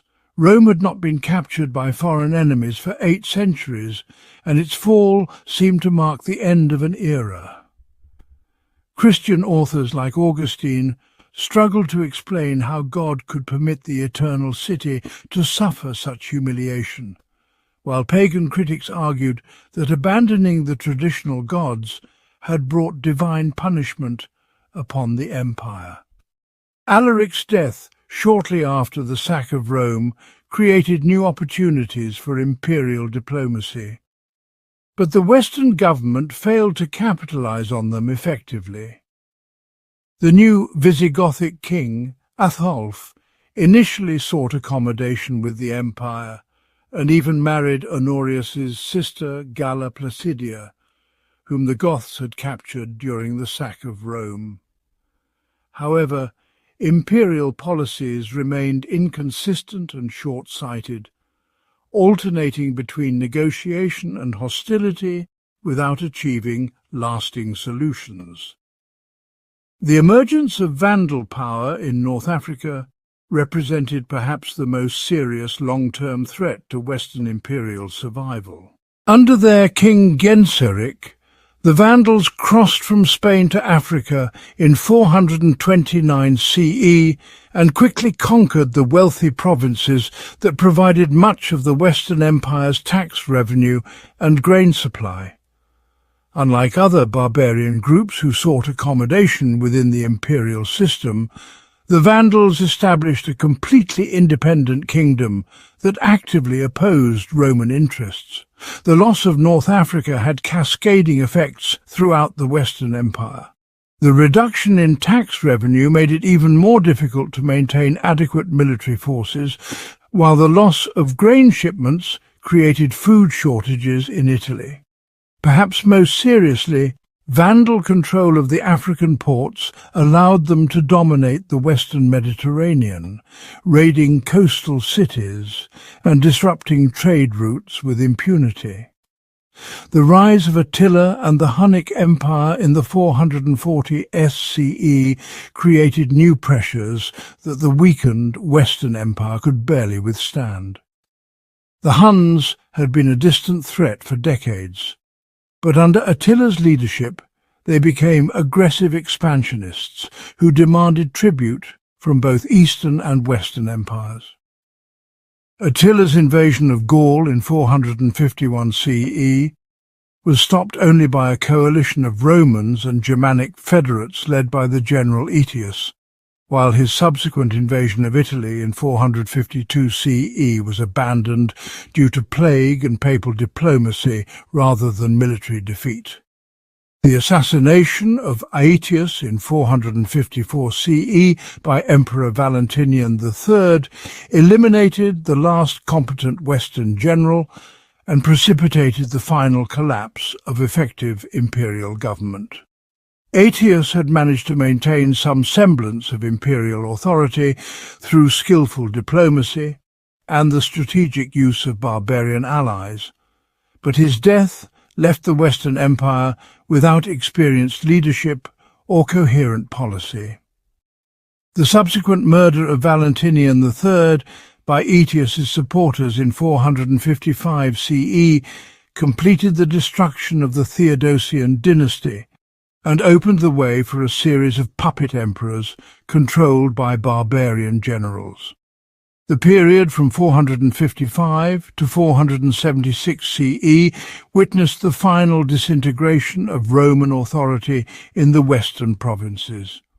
A succession of emperors, most of whom reigned for only a few years or even months, were installed and deposed by Germanic generals who had inherited the real power from Stilicho and Aetius.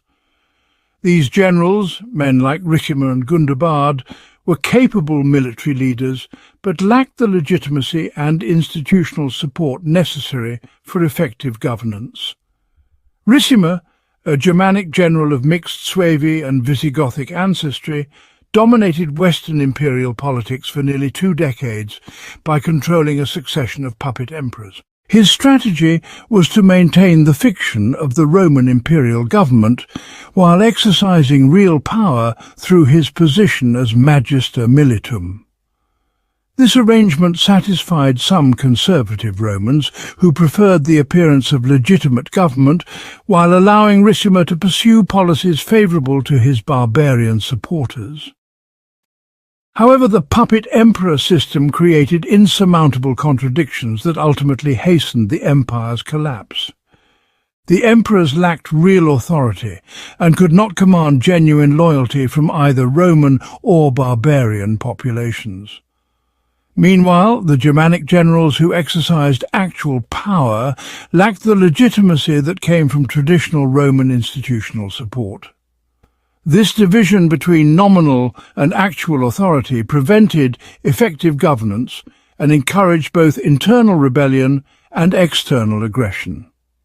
The deposition of Romulus Augustulus in 476 CE by Odoacer, a Germanic chieftain, marked the conventional end of the Western Roman Empire, though the process of collapse had been underway for decades.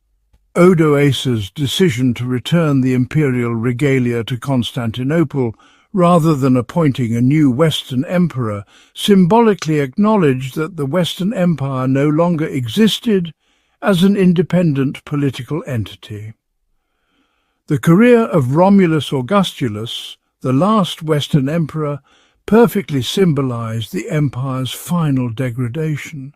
Born around 460 CE, he was still a child when his father Orestes, a former secretary to Attila the Hun, overthrew Emperor Julius Nepos and placed his son on the throne. The choice of name was laden with irony, as Romulus recalled Rome's legendary founder, while Augustulus meant Little Augustus, highlighting the contrast between the empire's glorious past and its diminished present. Odoacer's coup was motivated primarily by practical concerns rather than anti-Roman ideology. The Germanic soldiers who formed the backbone of the Western army had not been paid regularly for years and demanded land grants in Italy similar to those received by barbarian federates in other provinces. When Orestes refused these demands, the soldiers turned to Odoacer, who promised to satisfy their requirements in exchange for their support. The ease with which Odoacer deposed the last Western emperor demonstrated how completely Roman military and political institutions had decayed. No Roman army marched to defend Romulus Augustulus, no provincial governors declared their loyalty to the legitimate emperor, and no popular uprising demanded the restoration of Roman rule.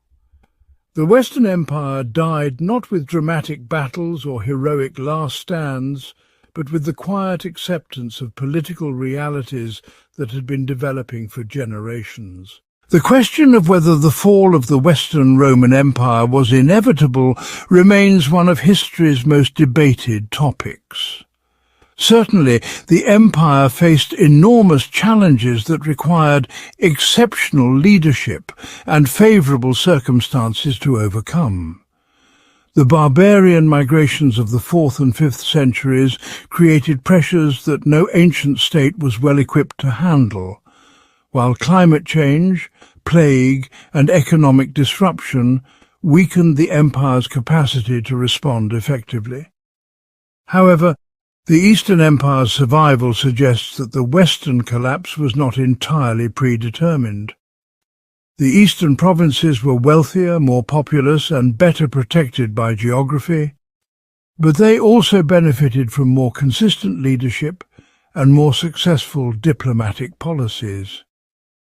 The East's willingness to pay tribute to dangerous enemies like Attila, while expensive, proved less costly than the West's attempts to fight every threat militarily. The fall of the Western Empire also reflected deeper structural problems that had developed over centuries. The empire's vast size made effective governance extremely difficult, while its diverse populations never developed a unified sense of Roman identity. The economy remained primarily agricultural and never developed the commercial and industrial base necessary to support the enormous costs of defence and administration. Perhaps most critically, the Roman political system never solved the problem of succession, leaving the empire vulnerable to civil wars and usurpations that weakened its capacity to deal with external threats.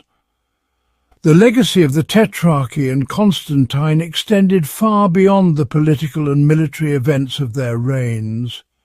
Their administrative reforms created governmental structures that would influence European political development for centuries, while their religious policies established Christianity's dominance in Western civilization.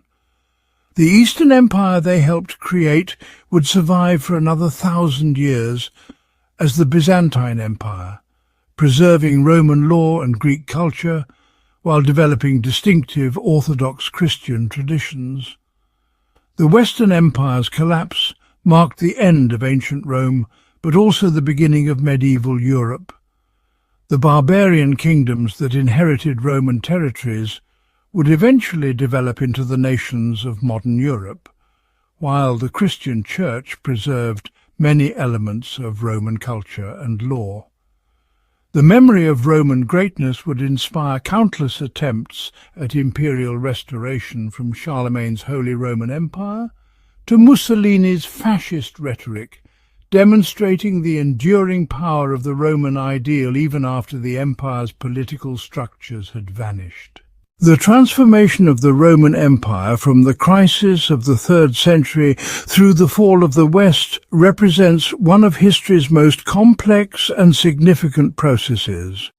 It involved not merely political and military changes, but fundamental shifts in religion, culture, economics, and social organization that would shape the development of European civilization for the next millennium. Understanding this transformation requires recognizing both the achievements of remarkable individuals like Diocletian and Constantine, and the broader historical forces that ultimately proved beyond any single person's ability to control. The Eastern Roman, Byzantine emperors, a 1,000-year journey of transformation and continuity. The Theodosian dynasty, standing strong while the West crumbles, 395–457 CE. In the year 395, when Emperor Theodosius the Great breathed his last breath, the Roman Empire stood at a crossroads that would define the next 1,000 years. His 2 young sons inherited a divided world. Honorius received the crumbling western territories, while Arcadius took control of the prosperous eastern provinces from Constantinople.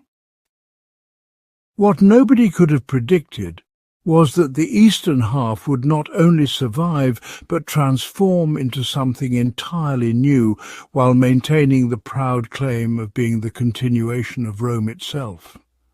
The eastern response to Western collapse began almost immediately under Arcadius, though the young emperor was largely controlled by his powerful ministers, particularly the Germanic general Gainus and the eunuch chamberlain Eutropius. When Alaric and his Visigothic army threatened the eastern territories in 397, the court in Constantinople made a shrewd decision that would characterize Byzantine diplomacy for centuries to come. Rather than exhaust their own resources fighting the barbarians, they redirected Alaric toward the west, effectively using him as a weapon against their own former territories. This pragmatic approach shocked contemporaries who still thought in terms of unified Roman interests, but it saved the East from the devastating barbarian invasions that were simultaneously tearing apart Gaul, Spain, and eventually Italy itself. Under Theodosius II, who ruled for an unprecedented 42 years from 408 to 450, the Eastern Empire began to take on its distinctive character. The young emperor, guided by his formidable sister Pulcheria, focused on internal development while the West burned. The massive land walls of Constantinople, completed in 413, created an impregnable fortress that would protect the city for over 1,000 years. These walls, stretching from the Golden Horn to the Sea of Marmara, represented more than just military engineering. They symbolized the Eastern Empire's commitment to preservation and continuity, while everything else around them changed. Religious controversies dominated much of Theodosius II's reign, revealing how the Eastern Empire was becoming something fundamentally different from its Western counterpart. The Council of Ephesus in 431 condemned Nestorianism, establishing the orthodox position that Mary was truly the Mother of God, not merely the mother of Christ's human nature.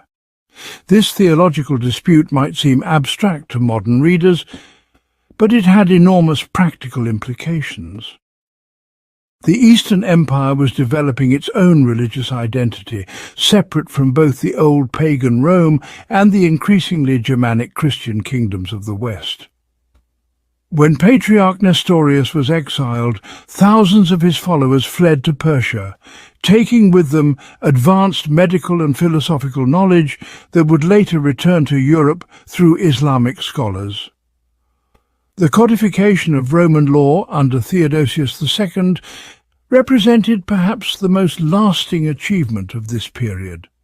The Theodosian Code, completed in 438, collected and organized centuries of imperial legislation into a coherent legal framework. This massive undertaking involved teams of lawyers working for years to sort through thousands of conflicting laws, edicts, and rescripts issued by previous emperors. The result was a legal code that would influence European law for over a millennium. Unlike the chaotic situation in the West, where barbarian kingdoms were developing their own legal traditions, the Eastern Empire maintained the sophisticated Roman legal system that had taken centuries to develop. The Theodosian Code established important principles, such as the equality of all citizens before the law, regardless of social status, and the protection of property rights that would become fundamental to Western civilization. The reign of Marcian, from 450 to 457, marked the end of the Theodosian dynasty and a crucial turning point in Eastern Roman history. When Attila the Hun demanded tribute from the new emperor, Marcian boldly refused, declaring that he had gold for friends but iron for enemies. This defiant stance worked because Attila was simultaneously dealing with problems in the West. But it established an important precedent. The Eastern Empire would no longer automatically submit to barbarian demands for tribute. Instead, they would use diplomacy, military strength, and strategic alliances to maintain their independence. When Attila died in 453, possibly assassinated by his Germanic bride, the Eastern Empire had successfully outlasted one of the greatest threats to Roman civilization. Justinian and Theodora, the dream of universal empire, 527–565 CE. No emperor in Byzantine history captures the imagination quite like Justinian I, who ruled from 527 to 565, with his extraordinary wife Theodora at his side. Their reign represented the last serious attempt to reunify the Roman Empire and restore its ancient glory, but it also revealed the enormous costs of imperial ambition. Justinian came to power through his uncle Justin I, a former swineherd who had risen through the military ranks to become emperor. This humble background gave Justinian a unique perspective on power and a determination to prove himself worthy of the purple through spectacular achievements. The reconquest of Western territories began in 533 with the invasion of Vandal North Africa under the brilliant general Belisarius. The Vandal kingdom, established a century earlier during the barbarian invasions, had become wealthy through piracy and control of Mediterranean trade routes. Belisarius landed with only 15,000 men, but achieved rapid success through superior tactics and the support of the Orthodox Christian population who had suffered under Arian Vandal rule. The Vandal king Gelimer was captured and brought to Constantinople, where he was paraded through the streets in a traditional Roman triumph, the first such celebration in the eastern capital in over a century. Emboldened by this success, Justinian ordered the invasion of Ostrogothic Italy in 535. This campaign proved far more difficult and devastating than the African expedition. The Ostrogothic kingdom under Theodoric had been relatively prosperous and stable, but it was torn apart by the succession crisis following his death. Belisarius captured Rome in 536, but the Gothic king Vitiges laid siege to the city for over a year. The siege of Rome became a brutal contest of endurance that devastated the ancient capital. Aqueducts were cut, leaving the population without fresh water. The population of Rome, which had once numbered over 1 million, dropped to fewer than 50,000 during these terrible years of warfare. The Gothic wars dragged on for 20 years, consuming enormous resources and achieving only partial success. While Justinian's forces eventually controlled most of Italy, the cost was staggering. The Italian peninsula was left depopulated and impoverished, its ancient cities reduced to shadows of their former selves.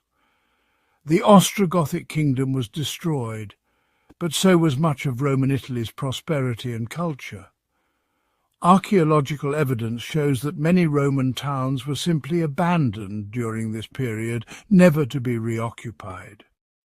The dream of restoring the Western Empire was achieved on paper, but the reality was a devastated wasteland that could barely support its remaining population. The plague of Justinian struck the empire in 541, just as the military campaigns were reaching their climax. This devastating pandemic, possibly the first recorded outbreak of bubonic plague, originated in Egypt and spread throughout the Mediterranean world.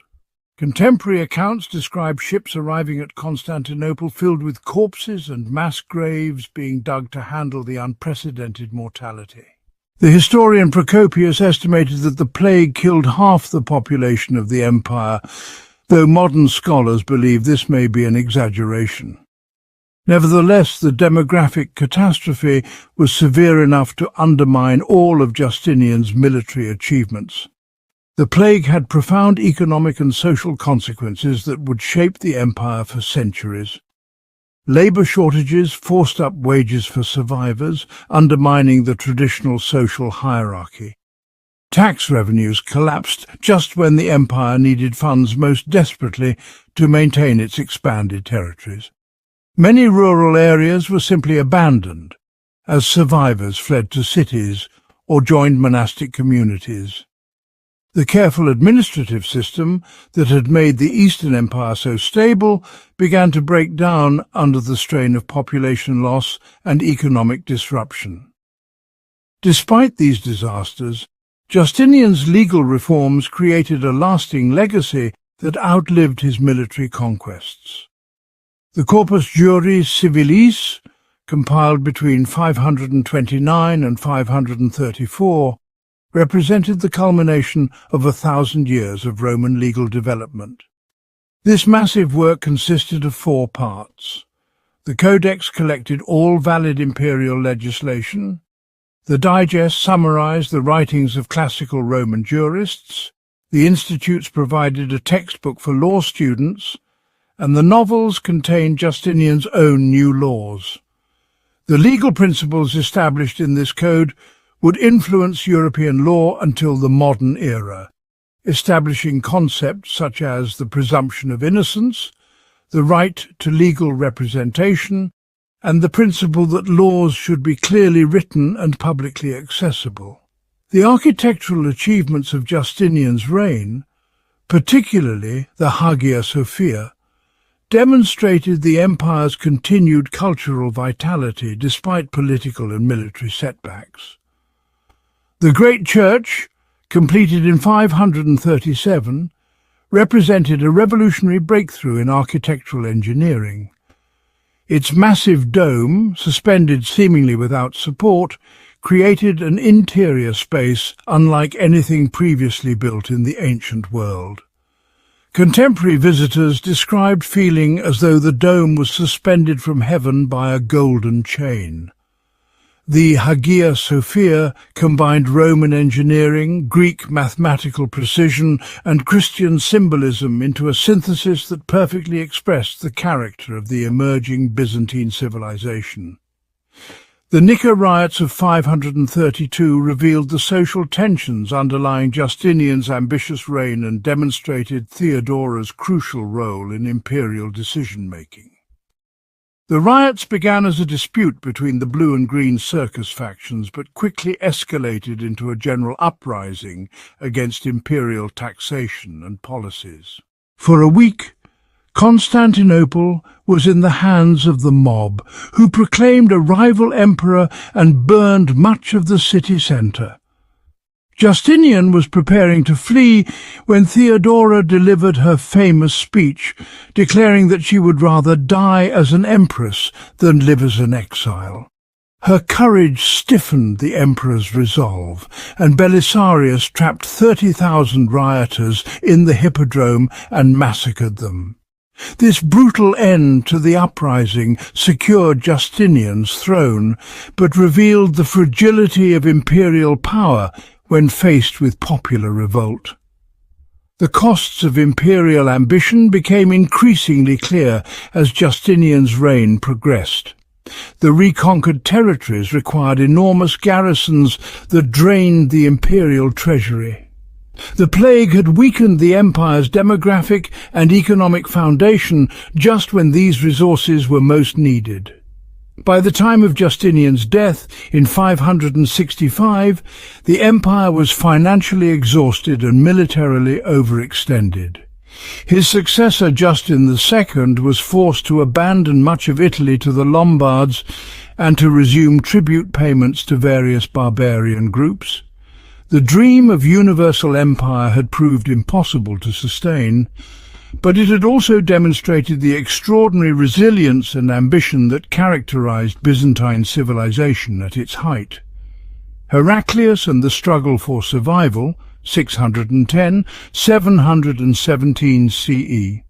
The reign of Heraclius from 610 to 641 marked one of the most dramatic periods in Byzantine history. A time when the empire faced existential threats from multiple directions and seemed on the verge of complete collapse.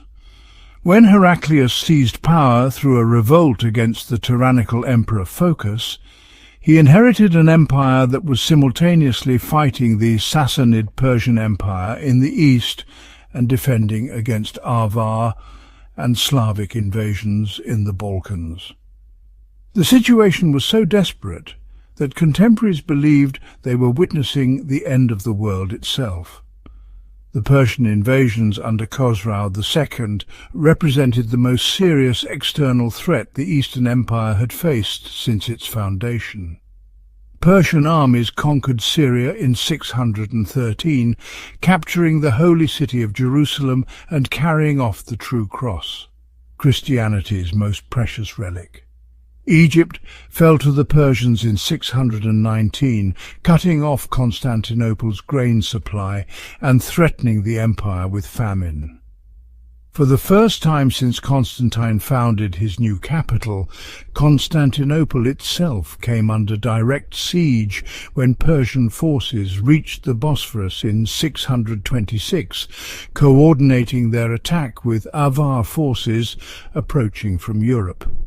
The siege of Constantinople in 626 became a defining moment in Byzantine history and religious consciousness. The city was surrounded by land and sea, with Persian and Avar forces numbering in the hundreds of thousands, according to contemporary accounts. The Patriarch Sergius led religious processions around the city walls, carrying the robe of the Virgin Mary and invoking divine protection. When a storm scattered the Avar fleet in the Golden Horn and Persian forces failed to cross the Bosphorus, the Byzantines attributed their survival to miraculous divine intervention. This event established Constantinople's reputation as the city protected by God, a belief that would sustain Byzantine morale through centuries of future crises. Heraclius responded to these disasters with remarkable strategic vision and personal courage. Rather than defending passively, he launched a series of counteroffensives that completely reversed the military situation. In 622, he personally led an army into Anatolia, beginning a campaign that would last 6 years and take him as far as the Caucasus Mountains. This was unprecedented. No Roman emperor had personally commanded troops in the field for over 2 centuries. Heraclius proved himself a gifted military strategist, using mobility and surprise to compensate for his numerical disadvantage against Persian forces. The final campaign against Persia in 628 demonstrated Heraclius at his strategic best. Rather than attacking the well-defended Persian heartland directly, he formed an alliance with the Turkic Khazars and struck at the Persians through the Caucasus.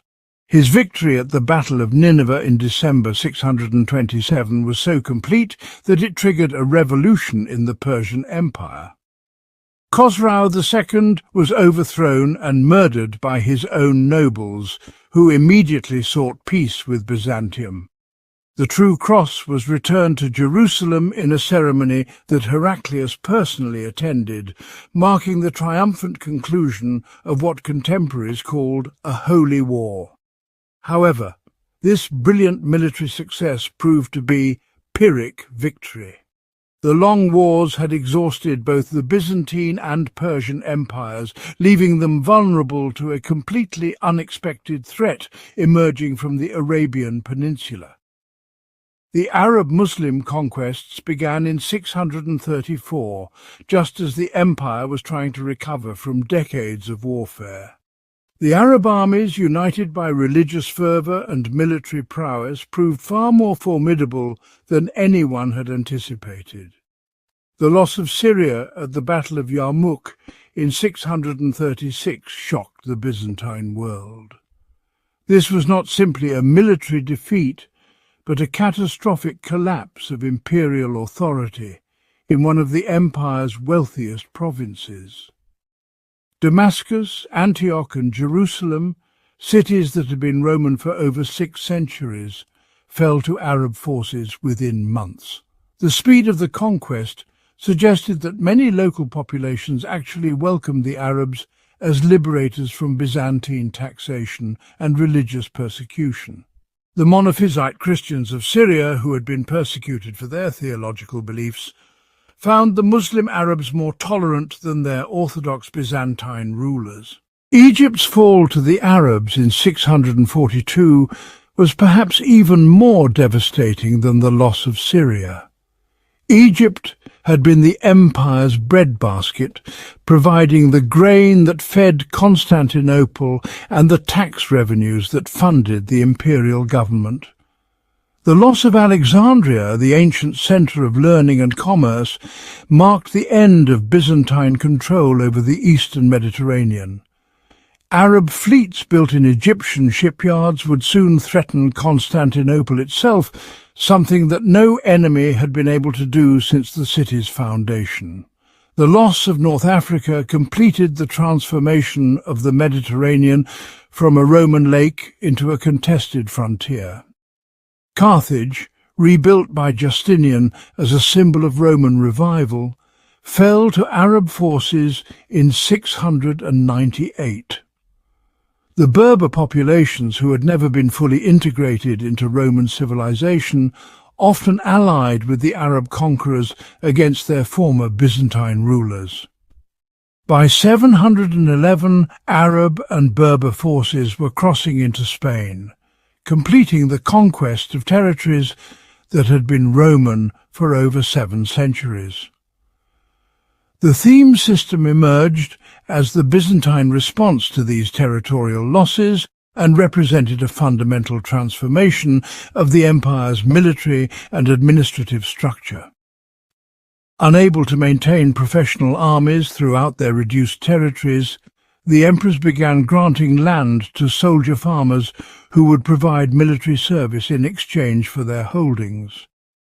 These theme armies were organized regionally and commanded by strategoies, who combined military and civilian authority. The system represented a militarization of Byzantine society, but also created a more resilient defense structure that could respond quickly to local threats. The survival of the Byzantine Empire during this period of catastrophic losses represents one of the most remarkable examples of imperial resilience in world history. While the Sassanid Persian Empire, which had been Byzantium's equal for centuries, completely collapsed under Arab pressure, the Byzantine Empire managed to stabilize its reduced frontiers in Anatolia and maintain its capital at Constantinople. This survival was achieved through a combination of military innovation, diplomatic skill, and what can only be described as extraordinary determination in the face of seemingly impossible odds. The reign of Leo III the Isaurian, beginning in 717, marked the end of the Byzantine Dark Ages and the beginning of recovery. Leo's successful defence of Constantinople against a massive Arab siege in 718 demonstrated that the empire could still defeat its enemies when fighting on favourable terms.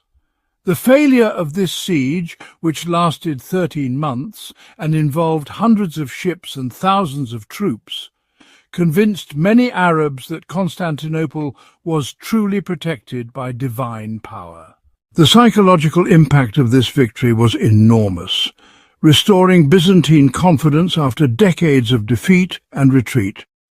The iconoclast controversy and imperial reform, 717, 802 CE, the Isaurian dynasty brought stability to the Byzantine Empire after the catastrophic losses of the 7th century. But it also introduced one of the most divisive religious controversies in Christian history. The iconoclast controversy, which raged for over a century, was far more than a theological dispute about religious art.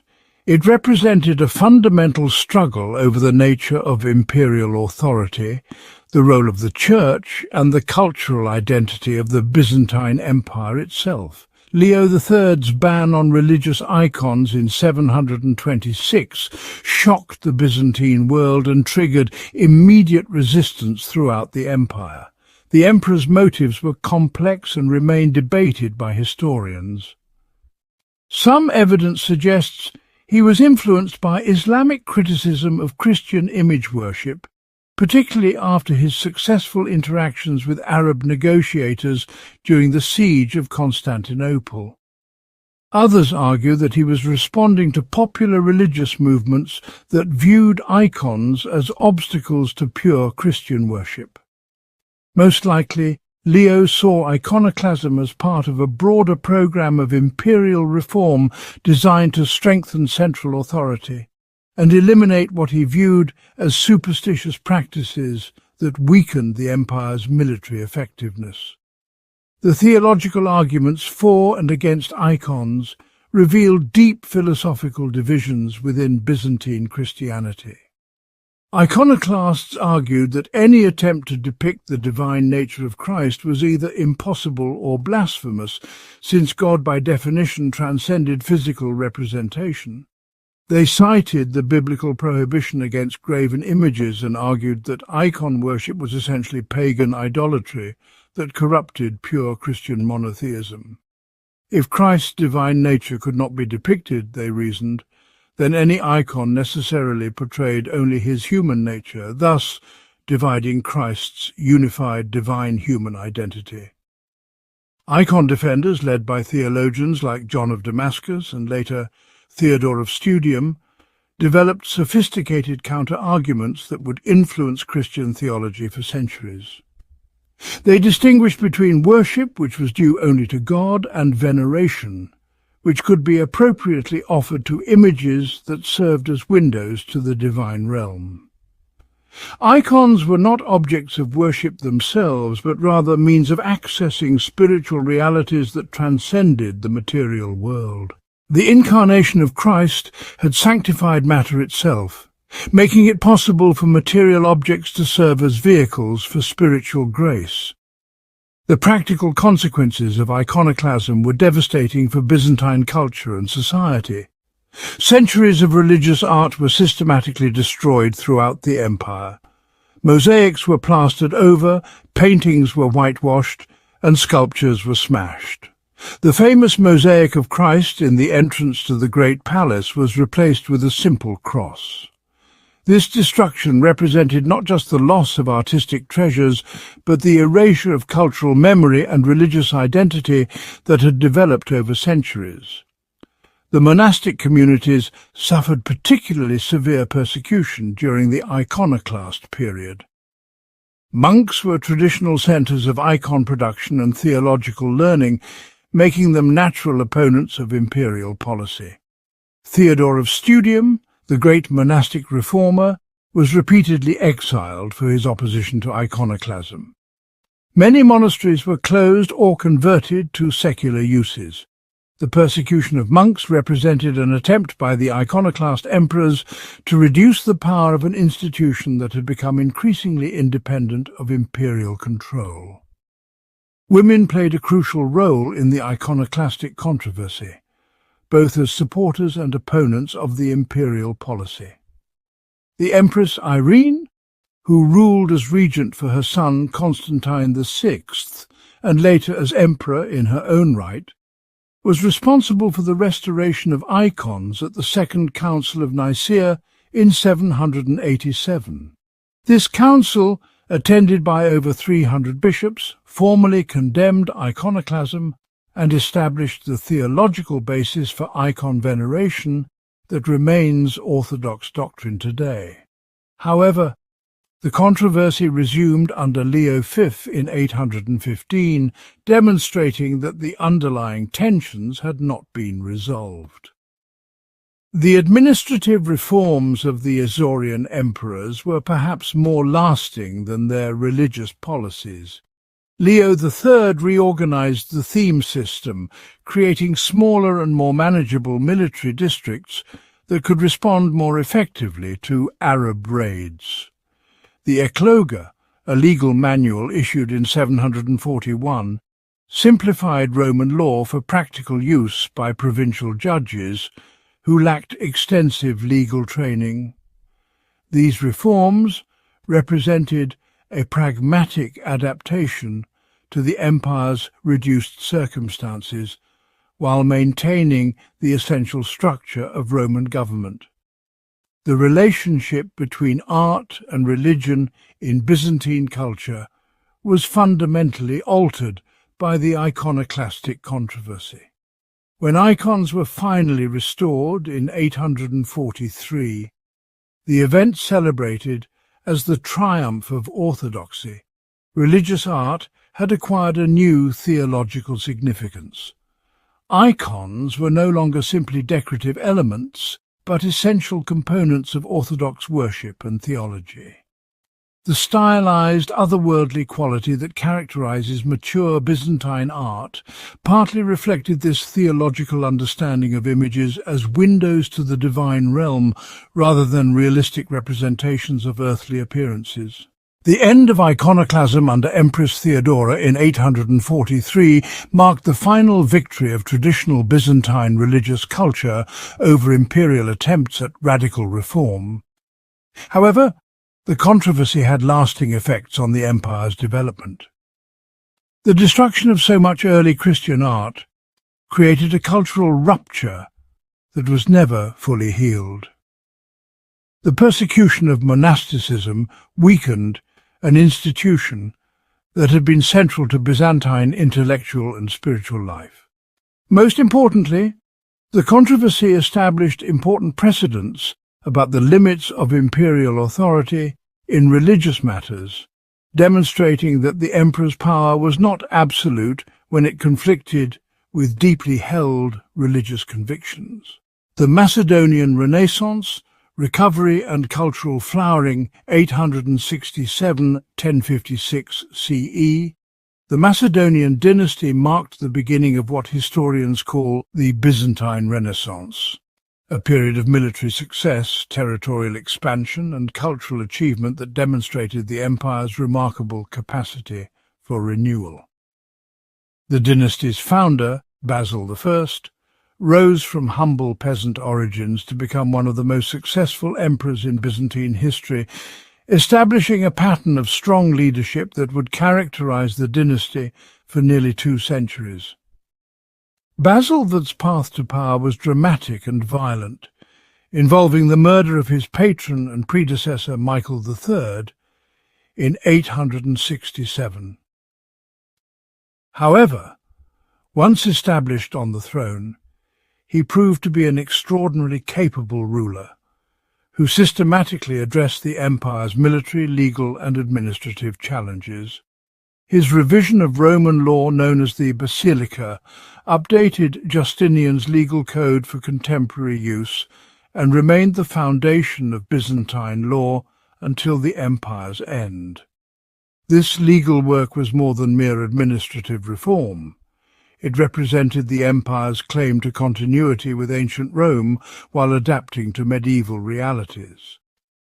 The military reconquests under Basil II, known as the Bulgar Slayer, represented the high point of Byzantine military power since Justinian's time.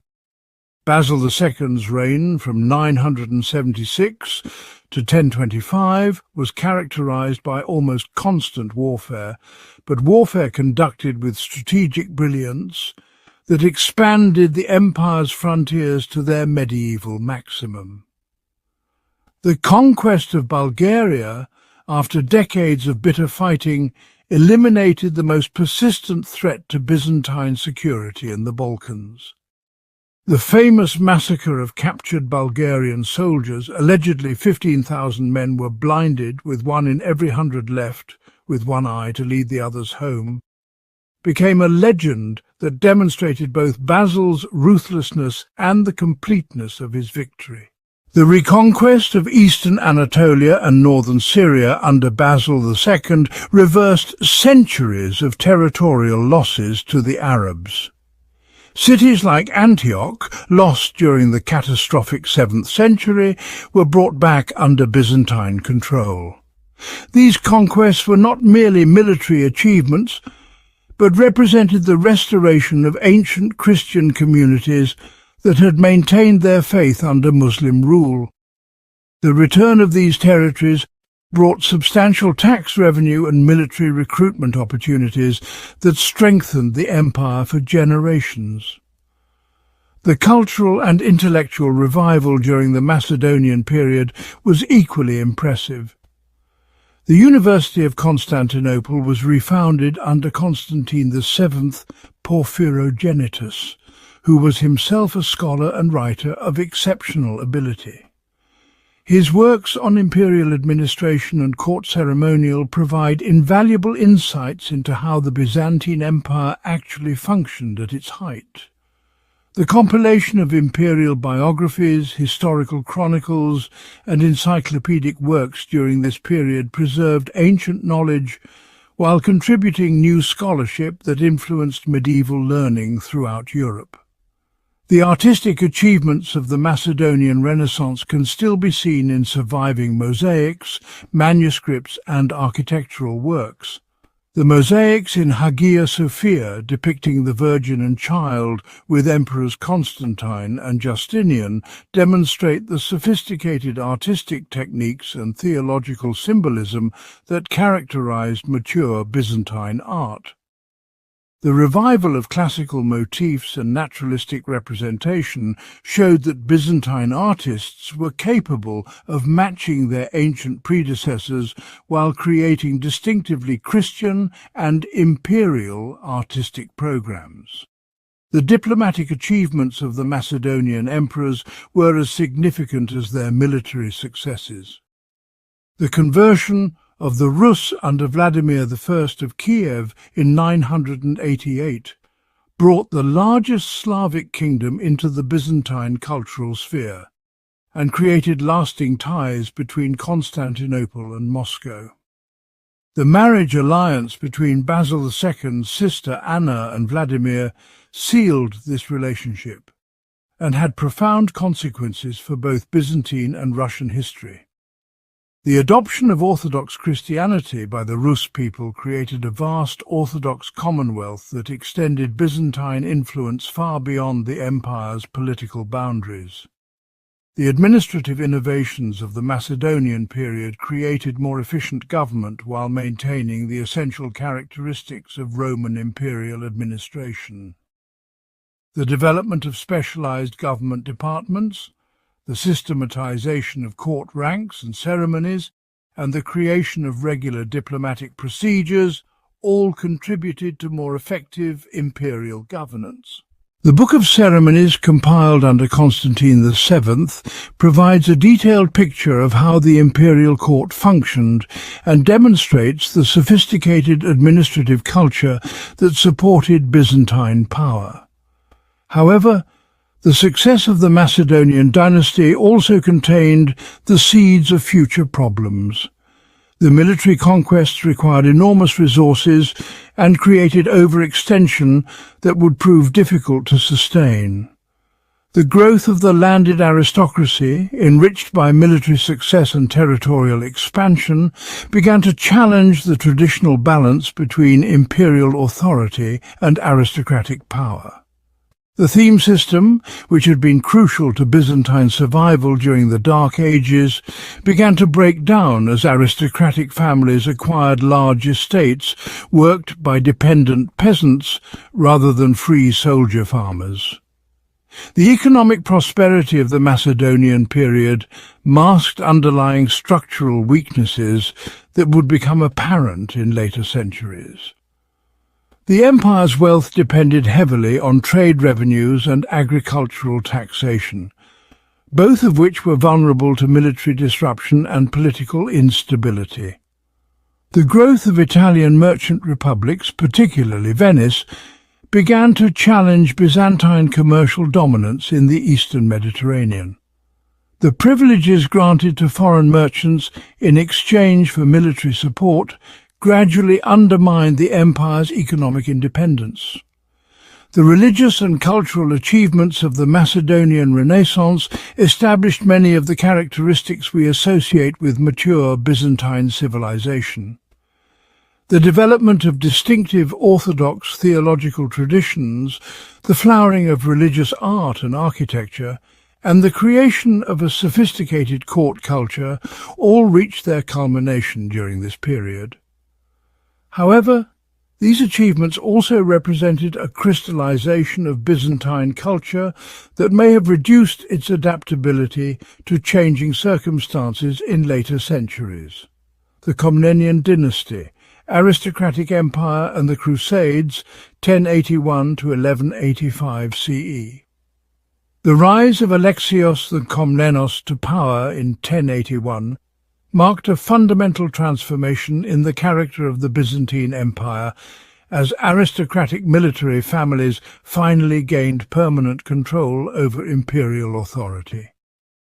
The Komnenian period was characterized by brilliant military leadership, sophisticated diplomacy and cultural achievements, but it also revealed the growing tensions between traditional Roman imperial ideology and the realities of medieval aristocratic power. Alexios I inherited an empire in crisis, facing simultaneous threats from Norman armies advancing through the Balkans, Turkish forces controlling most of Anatolia, and Pecheneg nomads raiding Byzantine territories from across the Danube. The situation was so desperate that the imperial treasury was empty. The theme armies had largely collapsed, and Constantinople itself seemed vulnerable to capture. Alexios's response demonstrated the military genius and political pragmatism that would characterize the Komnenian dynasty throughout its century of rule. The appeal to the West for military assistance against the Turks had consequences that Alexios could never have anticipated. His carefully worded request for a few hundred mercenary knights to help recover Anatolia triggered the First Crusade, bringing massive armies of Western warriors to Byzantine territory in 1096 to 1097. These crusaders were unlike anything the Byzantines had previously encountered. Religiously motivated, militarily formidable, but politically unpredictable and culturally alien to Byzantine sensibilities. The relationship between Alexios and the Crusader leaders revealed the growing gap between Eastern and Western Christian civilizations. While the Byzantines viewed the Crusades as a useful opportunity to recover lost territories using Western military muscle, the Crusaders saw themselves as divinely inspired warriors fighting for the liberation of the Holy Land. The mutual misunderstanding and suspicion that developed during this period would have profound consequences for both Byzantine and Western European history. Alexios's diplomatic skills were demonstrated in his complex negotiations with Crusader leaders like Bohemond of Taranto, Godfrey of Bouillon, and Raymond of Toulouse. He managed to extract oaths of allegiance from most Crusader leaders, promising them Byzantine titles and territories in exchange for returning conquered lands to the empire. However, the establishment of independent Crusader states in Antioch, Edessa, and eventually Jerusalem showed that Western knights were not content to serve as Byzantine mercenaries, but intended to create their own principalities in the East. The military innovations of the Komnenian period reflected the empire's adaptation to new strategic realities. The traditional theme system was largely replaced by a more flexible military structure based on foreign mercenaries, allied contingents, and aristocratic retinues. The Varangian Guard, composed primarily of Anglo-Saxon refugees after the Norman conquest of England, provided the emperor with elite infantry troops, whose loyalty was assured by their status as foreign exiles dependent on imperial favour. Manuel the Komnenos embodied both the achievements and the problems of his dynasty's approach to imperial leadership. His reign from 1143 to 1180 was marked by ambitious Western policies that sought to restore Byzantine influence in Italy and establish the emperor as a major player in Western European politics. Manuel's marriage to a Western princess, his adoption of Western court customs, and his expensive military campaigns in Italy demonstrated his belief that the Byzantine Empire could compete successfully with the rising kingdoms of Western Europe. The economic changes during the Comnenian period fundamentally altered the empire's relationship with the outside world. The commercial privileges granted to Venice in 1082 in exchange for naval support against the Normans marked the beginning of Italian commercial dominance in Byzantine markets. Similar agreements with Pisa and Genoa created a situation where foreign merchants controlled much of the empire's international trade while paying reduced customs duties. These arrangements provided short-term military benefits, but undermined the empire's long-term economic independence. The cultural achievements of the Comnenian period are exemplified by Anna Comnene's Alexiad, the first historical work written by a woman in European literature. Anna's biography of her father, Alexios I, provides not only invaluable historical information, but also insights into the intellectual sophistication and political awareness of the Byzantine aristocracy. Her work demonstrates the high level of classical education maintained by the imperial family and reveals the important role women played in Byzantine intellectual life, despite their formal exclusion from political power. The Alexiad also reveals the growing cultural tensions within the empire between traditional Roman imperial ideology and the realities of aristocratic rule. Anna's portrayal of her father emphasizes his Roman virtues and his role as the defender of Orthodox Christianity, but it also reveals how aristocratic families had begun to view the empire as their personal patrimony rather than a sacred trust inherited from ancient Rome. This transformation in imperial ideology would have profound consequences for the empire's future development. The architectural and artistic patronage of the Comnenian emperors demonstrated their wealth and cultural sophistication, while also reflecting their need to legitimize aristocratic rule through traditional imperial symbolism. The mosaics in Hagia Sophia, depicting John II Komnenos and his wife Irene with the Virgin and Child, show the continued importance of religious art in imperial propaganda. However, the increasing prominence given to aristocratic family members in imperial art and ceremonies revealed how the traditional balance between imperial authority and aristocratic power was shifting in favor of the great families. The military disasters at the end of Manuel I's reign, particularly the defeat at Myriokephalon in 1176, demonstrated the limitations of Comnenian military strategy and resources. Despite decades of expensive military campaigns and diplomatic efforts, the empire had failed to recover most of its lost Anatolian territories or to establish lasting dominance over the Crusader states. The enormous costs of these failed policies left the empire financially exhausted and militarily weakened, just as new threats were emerging on multiple frontiers.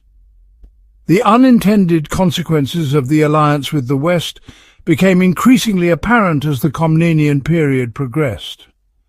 The independence of the Crusader states reduced Byzantine influence in the Levant, while the growth of Italian merchant power undermined the empire's economic sovereignty.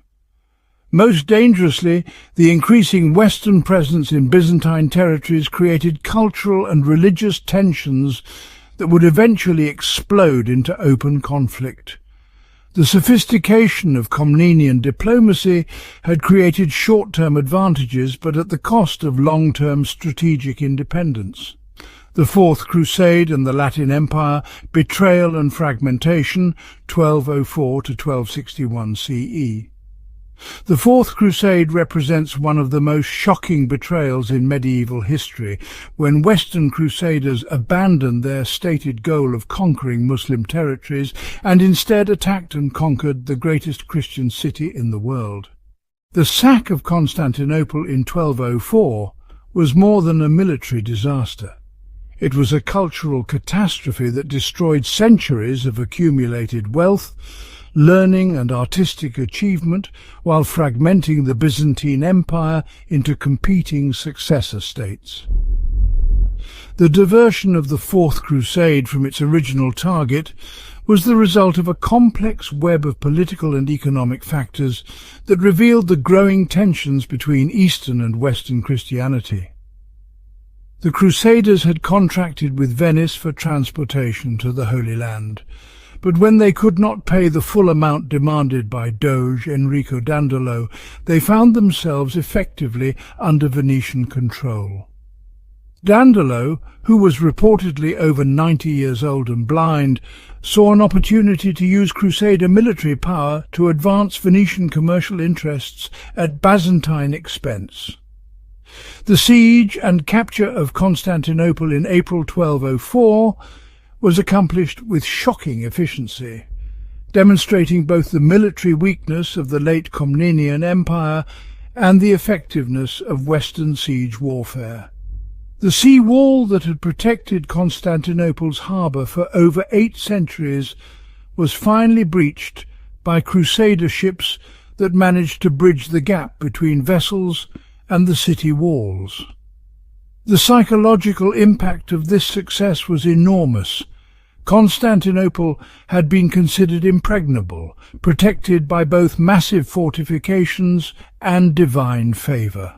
The 3-day sack that followed the city's capture was one of the most destructive events in medieval history. Crusaders systematically looted churches, palaces and private houses, carrying off treasures that had been accumulating for over 8 centuries. The famous bronze horses that decorated the Hippodrome were shipped to Venice, where they still adorn St. Mark's Cathedral. Countless manuscripts, works of art and religious relics were destroyed or scattered throughout Western Europe. The Library of Constantinople, which had preserved much of ancient Greek literature, was largely destroyed, representing an incalculable loss to world civilization. The establishment of the Latin Empire under Baldwin of Flanders created an alien regime that was fundamentally incompatible with Byzantine traditions and institutions. The Crusader nobles, who divided the empire among themselves, had no understanding of the complex administrative, legal and religious systems that had evolved over centuries of Roman and Byzantine rule.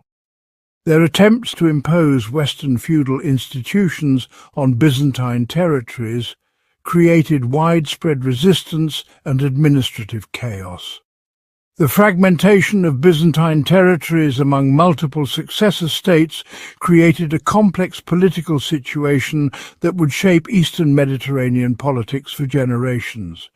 The Empire of Nicaea, established by Theodore the Lascaris in western Anatolia, became the most successful Byzantine successor state and eventually the nucleus for imperial restoration.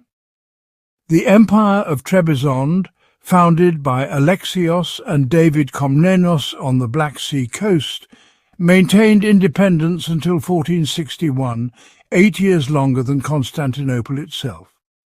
The Despotate of Epirus controlled much of western Greece and Albania, while various Crusader principalities divided the remaining territories among western nobles who had little understanding of local conditions or traditions. The Empire of Nicaea's success in ultimately reclaiming Constantinople was due to several factors that distinguished it from its rivals. Theodore the Lascaris and his successors maintained the essential institutions of Byzantine government, including the imperial bureaucracy, the Orthodox Church hierarchy, and the legal system based on Roman law. They also pursued a consistent policy of recovering Byzantine territories through both military conquest and diplomatic negotiation, rather than simply defending their existing holdings. Most importantly, they maintained the ideology of Roman imperial continuity, claiming to be the legitimate heirs of Constantine and Justinian rather than mere regional rulers. The Nicaean emperors also benefited from their strategic location in western Anatolia, which provided both defensive advantages and opportunities for expansion. The mountainous terrain of the region made it difficult for enemies to maintain large-scale invasions, while the proximity to Constantinople allowed for eventual reconquest of the capital. The fertile valleys of western Anatolia could support a substantial population and provide the tax revenues necessary for military campaigns. The region's Greek-speaking population remained loyal to Orthodox Christianity and Byzantine traditions, providing a solid foundation for imperial restoration. John III, Ducas Vatatzes, who ruled Nicaea from 1221 to 1254, was perhaps the most successful of the exile emperors. His military campaigns recovered much of western Anatolia from the Latins, while his diplomatic efforts secured alliances with Bulgaria and other powers opposed to the Latin Empire. His economic policies encouraged agriculture and trade, making Nicaea wealthy enough to support expensive military campaigns. His patronage of learning and the arts maintained Byzantine cultural traditions during the period of exile, ensuring that the restoration would represent genuine continuity rather than mere political conquest. The weakness of the Latin Empire became increasingly apparent as the 13th century progressed. The Crusader nobles, who had divided Byzantine territories among themselves, proved incapable of governing effectively or defending their conquests against determined opposition. The Latin emperors controlled little beyond Constantinople and its immediate surroundings, while much of the former empire was controlled by various Greek successors or had fallen to other powers entirely. The Bulgarians, under Tsar Kaloyan, inflicted devastating defeats on Latin armies, while the Nicaeans steadily recovered territories in Anatolia and began expanding into Europe.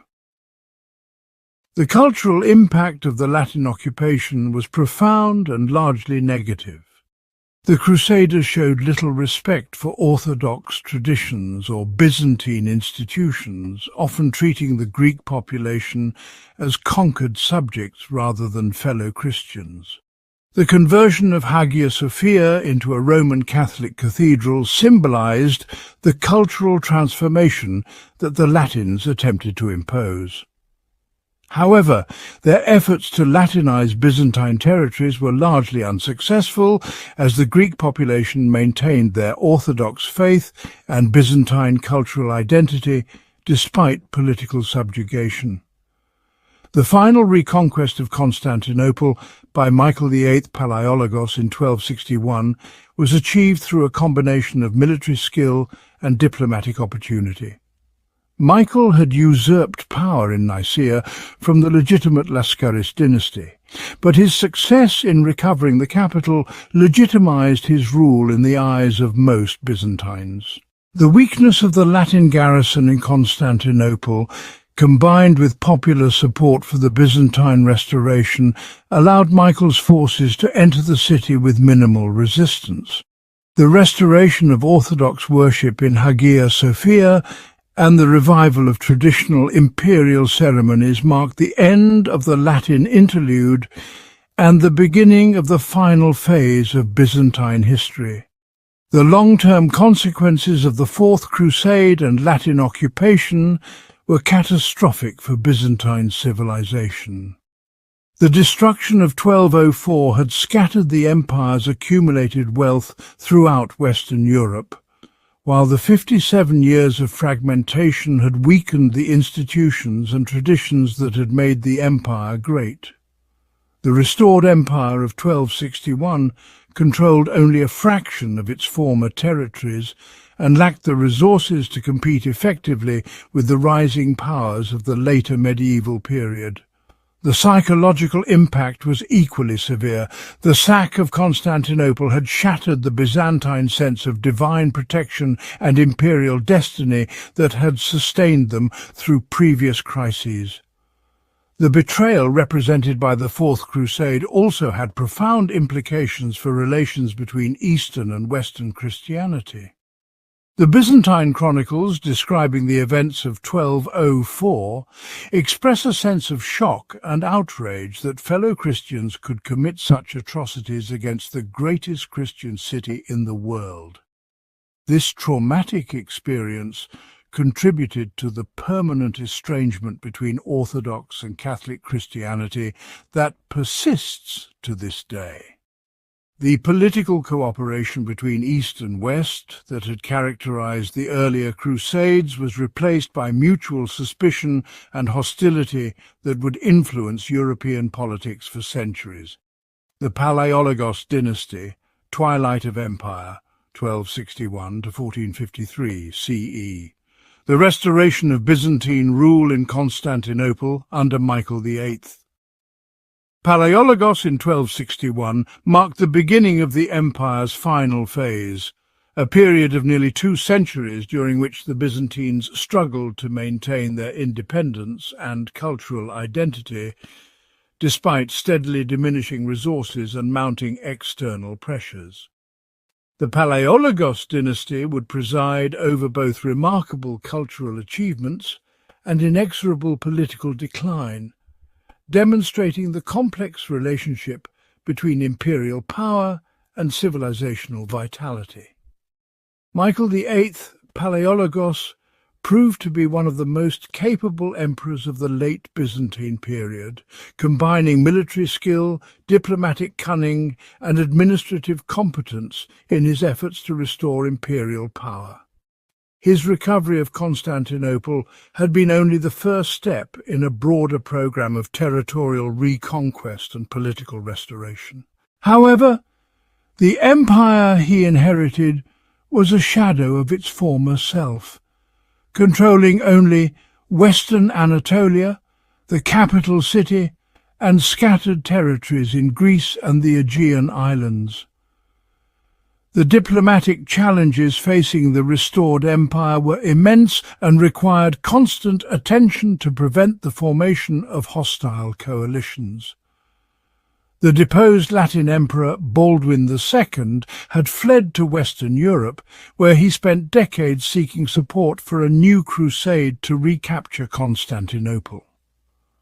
The Angevin kings of Naples and Sicily maintained claims to Byzantine territories and possessed the naval power to threaten the empire's remaining possessions. Most dangerously, Charles of Anjou was assembling a formidable coalition of Western powers aimed at restoring Latin rule in Constantinople.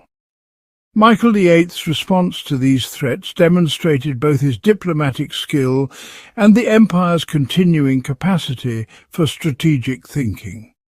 His negotiations with Pope Gregory VI, aimed at reuniting the Eastern and Western churches, were primarily motivated by the need to prevent Western crusades against Constantinople.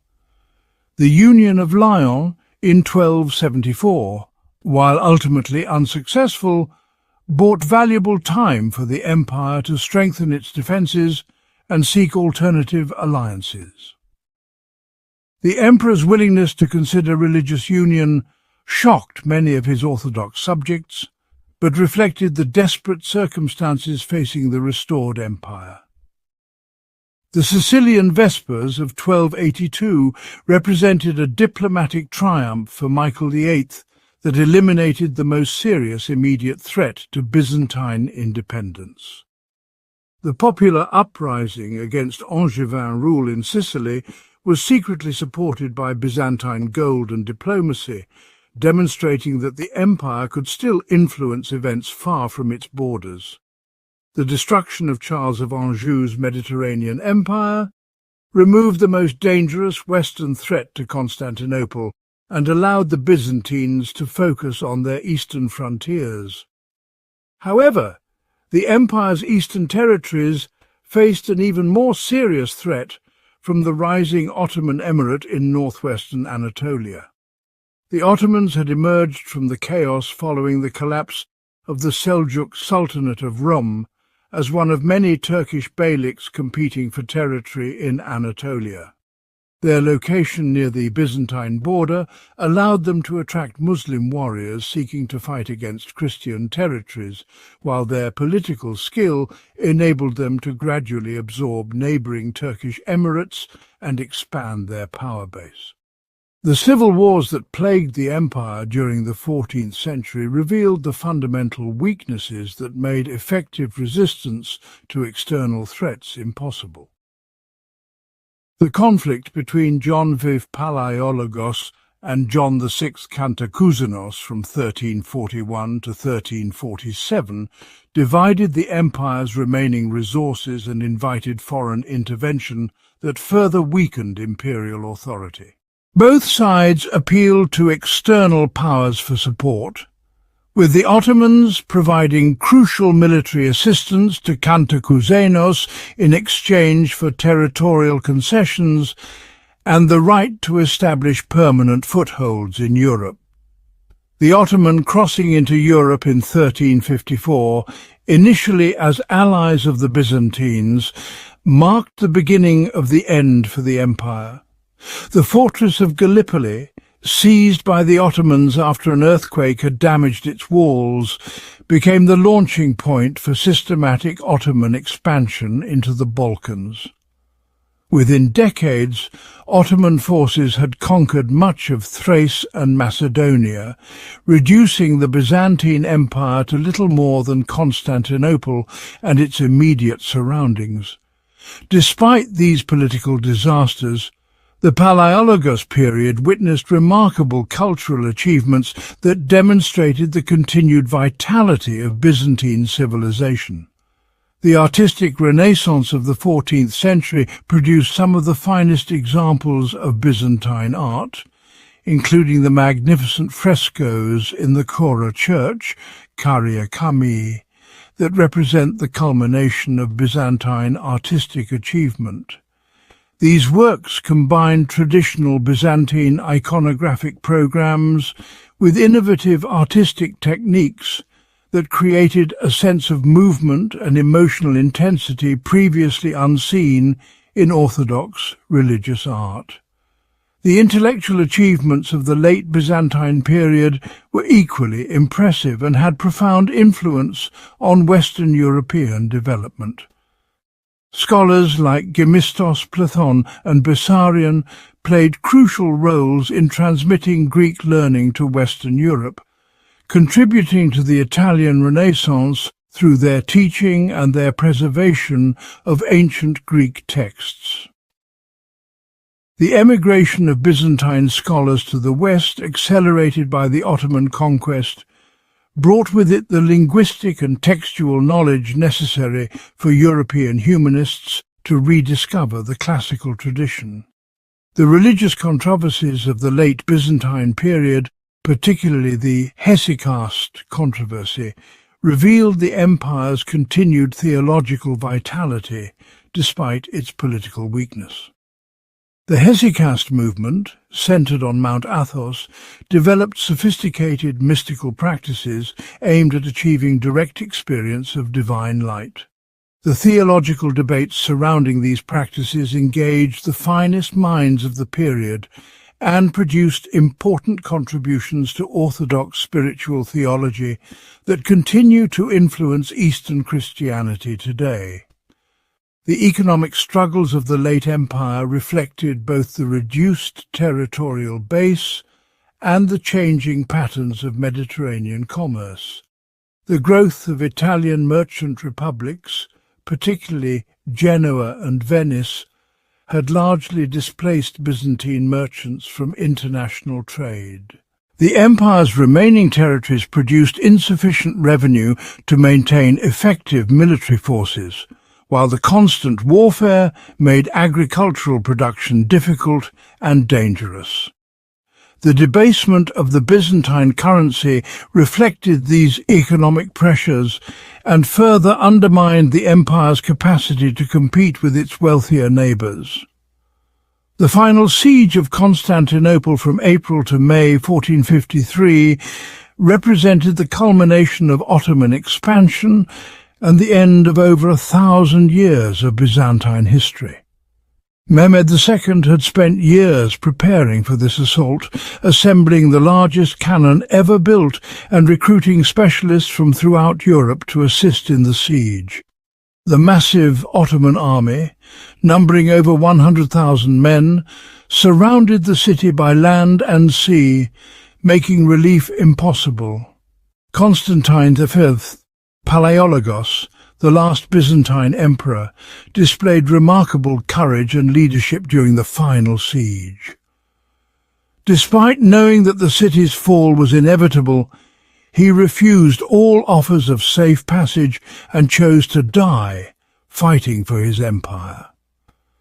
His body was never definitively identified among the thousands of defenders who died during the final assault on May 29, 1453. His death marked not only the end of the Byzantine Empire, but also the end of a political tradition that stretched back to Augustus Caesar and the founding of the Roman Empire over 14 centuries earlier. The fall of Constantinople had profound symbolic significance that extended far beyond the immediate political consequences. For over 1,000 years, the city had served as the centre of Orthodox Christianity and the heir to Roman imperial tradition. Its conquest by Muslim forces represented a fundamental shift in the balance of power between Christianity and Islam in the eastern Mediterranean. The conversion of Hagia Sophia into a mosque symbolized this transformation and marked the end of an era in world history. However, the legacy of the Byzantine Empire extended far beyond its political existence. The transmission of Roman law, Greek learning, and Orthodox Christianity to other lands ensured that Byzantine influence would continue long after the empire's destruction. The title of Caesar, claimed by both the Holy Roman Emperors and the Russian Tsars, maintained the dream of Roman imperial continuity. The Orthodox churches of Russia, Serbia, Bulgaria, and other nations preserved the religious and cultural traditions developed during the Byzantine period. The imperial institution, power, ceremony, and sacred kingship.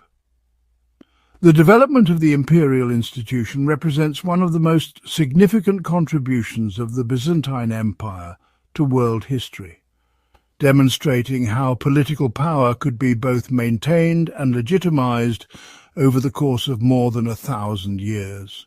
The evolution of imperial power from the late Roman autocracy of Diocletian and Constantine to the sacred monarchy of the medieval Byzantine emperors reveals the complex relationship between political necessity, religious ideology, and cultural tradition in the formation of governmental institutions.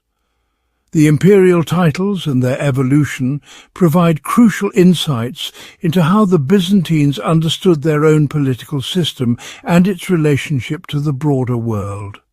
The title Basileus, originally meaning simply king in Greek, was gradually transformed into something equivalent to the Latin imperator, but with specifically Christian connotations that distinguished Byzantine imperial ideology from its pagan Roman predecessors. The addition of titles like autocrator, autocrat, and isapostolos, equal to the apostles, reflected the emperor's claim to absolute political power and his special relationship with the Christian God.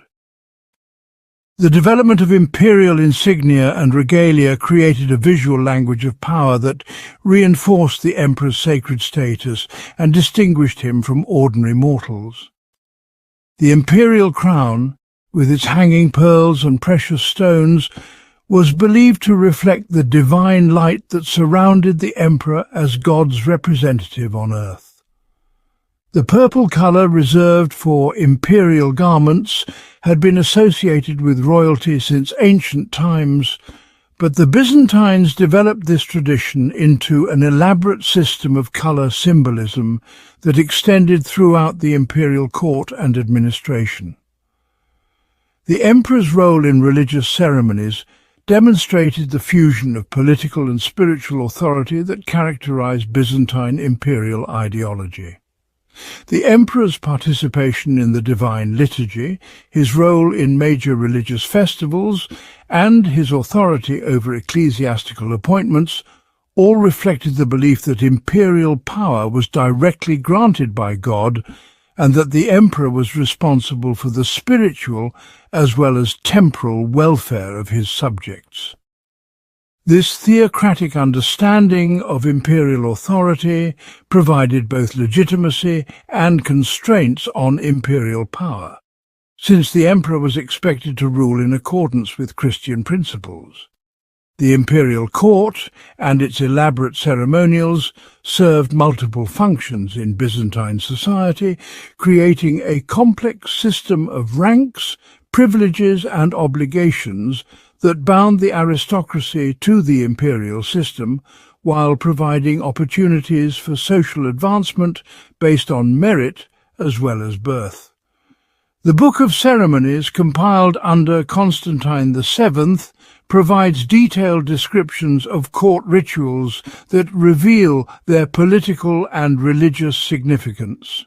These ceremonies were not merely decorative, but served to reinforce social hierarchies and political relationships that were essential to the empire's stability. The relationship between the emperor and the Senate evolved significantly over the course of Byzantine history, reflecting broader changes in the empire's political and social structure.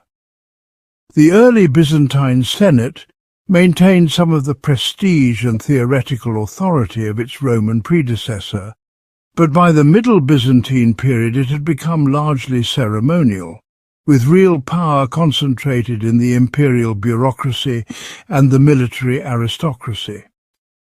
However, the Senate's continued existence provided a link to Roman republican traditions and served as a reminder that imperial power, while absolute in practice, was theoretically limited by law and custom.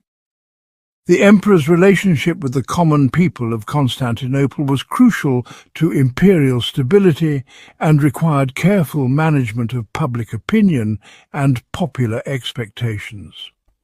The provision of free bread and circus entertainments, the tradition inherited from ancient Rome, continued throughout the Byzantine period as a means of maintaining popular support.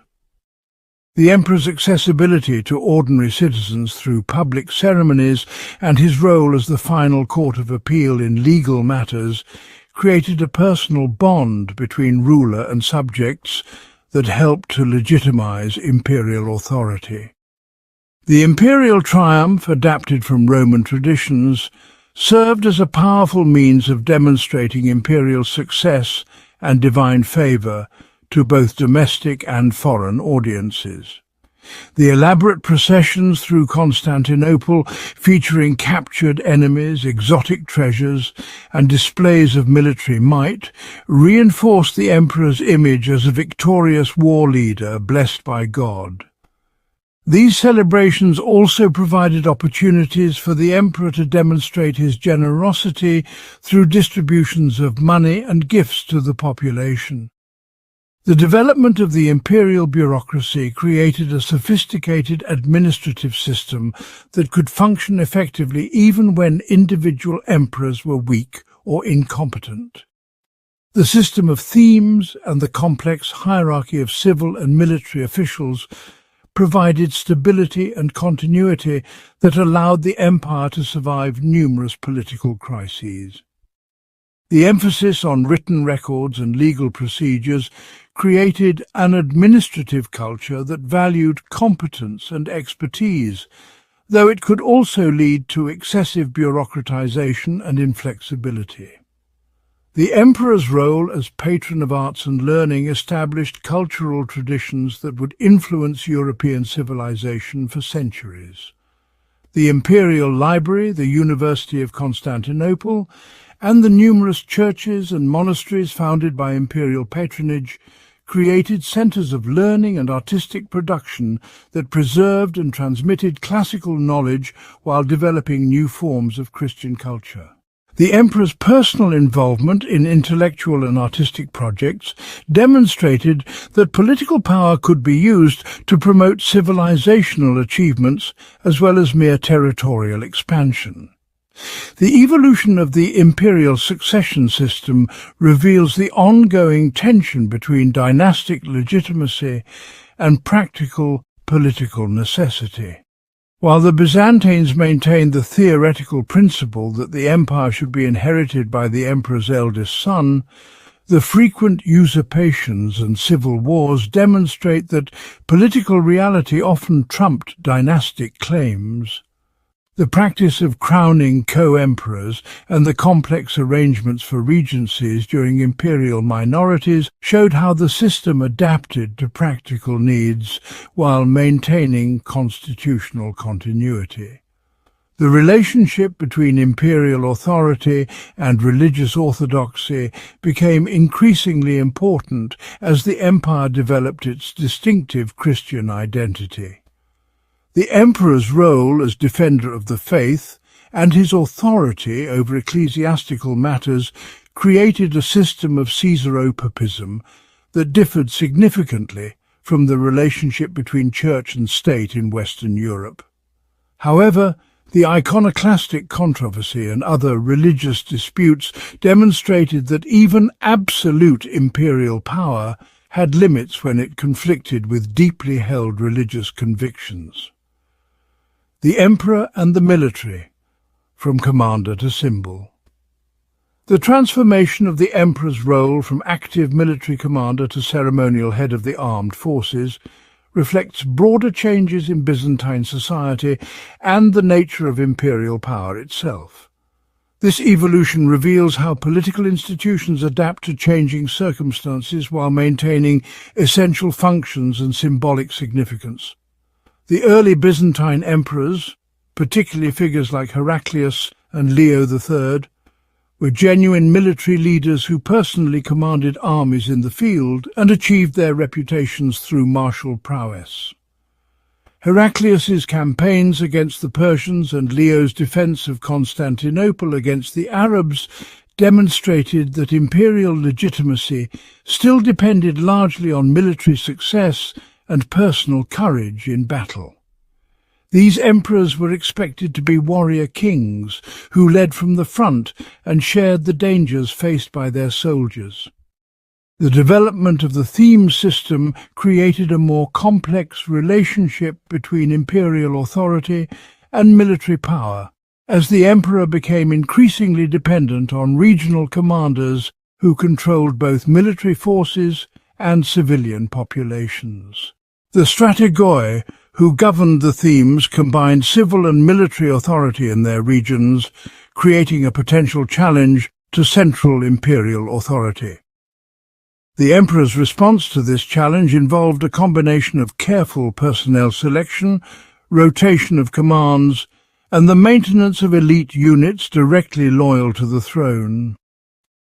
The transformation of the Varangian Guard from a mercenary unit into an elite imperial bodyguard demonstrates how military institutions evolved to serve both practical and symbolic functions.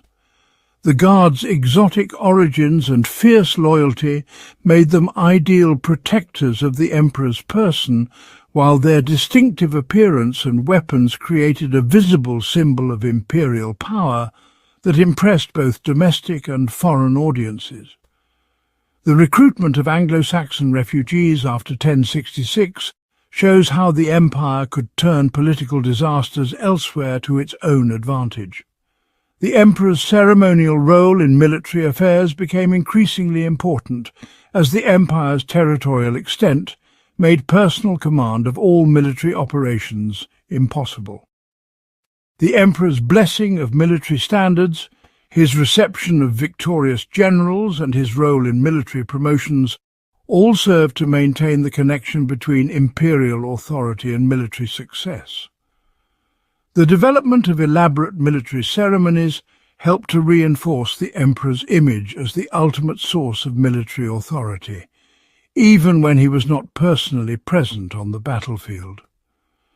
The victory ideology that characterized Byzantine imperial propaganda required constant adaptation as military circumstances changed.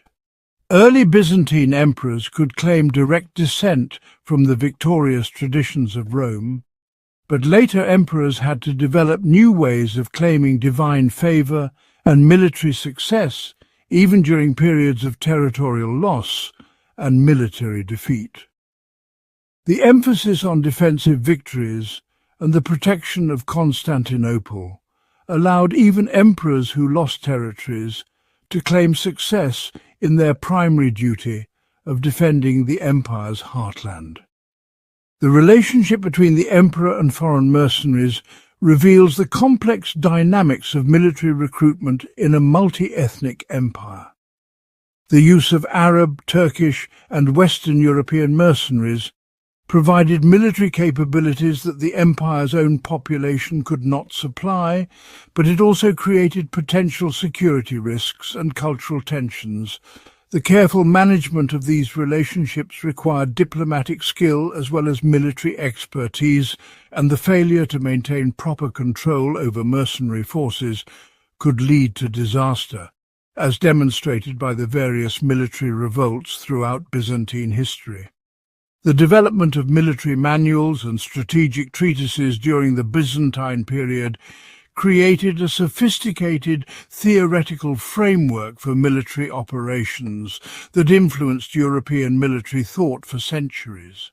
Works like the Strategikon, attributed to Maurice, and the Tactica of Leo VI provided detailed guidance on everything from cavalry tactics to siege warfare, demonstrating the empire's commitment to military professionalism and learning from experience. The emperor's role in military justice and the maintenance of discipline created important precedents for the relationship between political authority and military command. The emperor's authority to pardon military offences, to reward exceptional service, and to punish cowardice or treason established principles of military law that would influence European legal traditions. The balance between military necessity and imperial justice required careful attention to both practical effectiveness and symbolic significance. Economic policies and imperial portraits, the emperor as economic authority. The emperor's image on coins and other official media served as a crucial means of communication between the imperial government and its subjects throughout the empire's vast territories. The evolution of imperial portraiture reveals changing concepts of imperial authority and the relationship between the emperor and his subjects. The early Byzantine solidus, established by Constantine I, became the standard currency of the Mediterranean world for over 6 centuries, demonstrating the empire's economic power and the effectiveness of imperial economic policies. The consistent gold content and weight of the solidus made it trusted throughout Europe, Asia, and Africa, while the imperial portrait on each coin served as a reminder of Byzantine power and authority. The emperor's image on currency was thus both a practical necessity for trade and a powerful tool of imperial propaganda. The development of different types of imperial portraits for different purposes reveals the sophisticated understanding of visual communication that characterized Byzantine culture. The formal, hieratic images used on coins and official seals emphasized the emperor's divine authority and eternal nature, while the more naturalistic portraits in manuscripts and mosaics could convey personal characteristics and individual achievements. The careful control of imperial imagery ensured that different audiences received appropriate messages about imperial power and authority. The economic policies of individual emperors had profound effects on the empire's long-term development and revealed the complex relationship between political decisions and economic outcomes. The currency reforms of Basil II, which maintained the purity of the gold solidus while adjusting the silver and bronze coinages, demonstrated sophisticated understanding of monetary policy and its effects on trade and taxation. The subsequent debasement of the currency under later emperors reflects the financial pressures that ultimately contributed to the empire's decline. The emperor's role in regulating trade and commerce created important precedents for government intervention in economic affairs. The Book of the Eparch, which regulated trade and crafts in Constantinople, established detailed rules for everything from the price of bread to the quality of silk, demonstrating the empire's commitment to maintaining economic stability and protecting consumers. However, these regulations also created opportunities for corruption and inefficiency that could undermine economic growth. The relationship between imperial fiscal policy and military effectiveness reveals the fundamental challenges facing any pre-modern state in balancing revenue collection with the need to maintain popular support. The empire's reliance on land taxes created incentives for agricultural production, but also made the government vulnerable to harvest failures and military disruptions. The development of alternative revenue sources, including customs duties and monopolies on luxury goods, provided additional income, but could also create economic distortions that harmed long-term growth. The emperor's control over the empire's monetary system provided powerful tools for economic policy, but also created temptations for short-term solutions that could have devastating long-term consequences. The 3rd century currency crisis, when successive emperors debased the silver coinage to fund military campaigns, demonstrates how monetary policy could spiral out of control with catastrophic results. The recovery under Diocletian and Constantine required decades of careful monetary reform and demonstrated the importance of maintaining public confidence in the currency. Cultural patronage and urban development, the emperor as civilizer. The emperor's role as patron of arts and learning established cultural traditions that would influence European civilization for centuries, demonstrating how political power could be used to promote civilizational achievements as well as mere territorial expansion. The imperial commitment to preserving and transmitting classical knowledge while developing new forms of Christian culture created a unique synthesis that distinguished Byzantine civilization from both its ancient predecessors and its medieval contemporaries.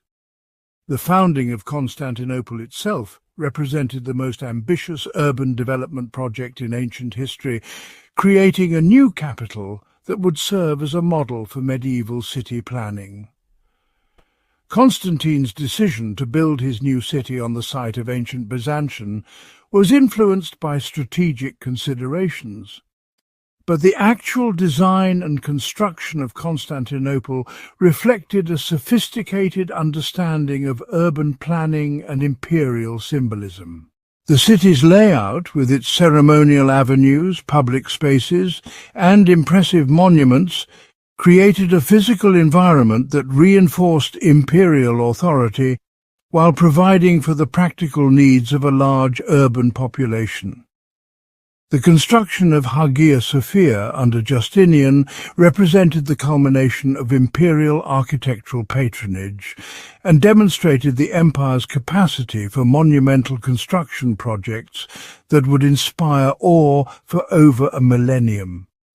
The church's revolutionary engineering, combining a massive dome with a complex system of supporting structures, created an interior space that contemporaries described as heaven on earth. The building's decoration, featuring precious materials imported from throughout the empire, demonstrated the wealth and reach of imperial power while creating a setting for religious ceremonies that reinforced the emperor's sacred status. The Imperial Library and University of Constantinople created centres of learning that preserved classical knowledge while developing new forms of Christian scholarship. The emperor's personal involvement in intellectual projects, as demonstrated by figures like Constantine VII Porphyrogenitus, showed that political power could be used to promote learning and cultural achievement. The compilation of encyclopedias, historical chronicles, and legal commentaries during the medieval period preserved much of the classical tradition that would later influence the Renaissance. The emperor's patronage of monastic communities created important centres of religious and cultural life that extended imperial influence throughout the empire and beyond.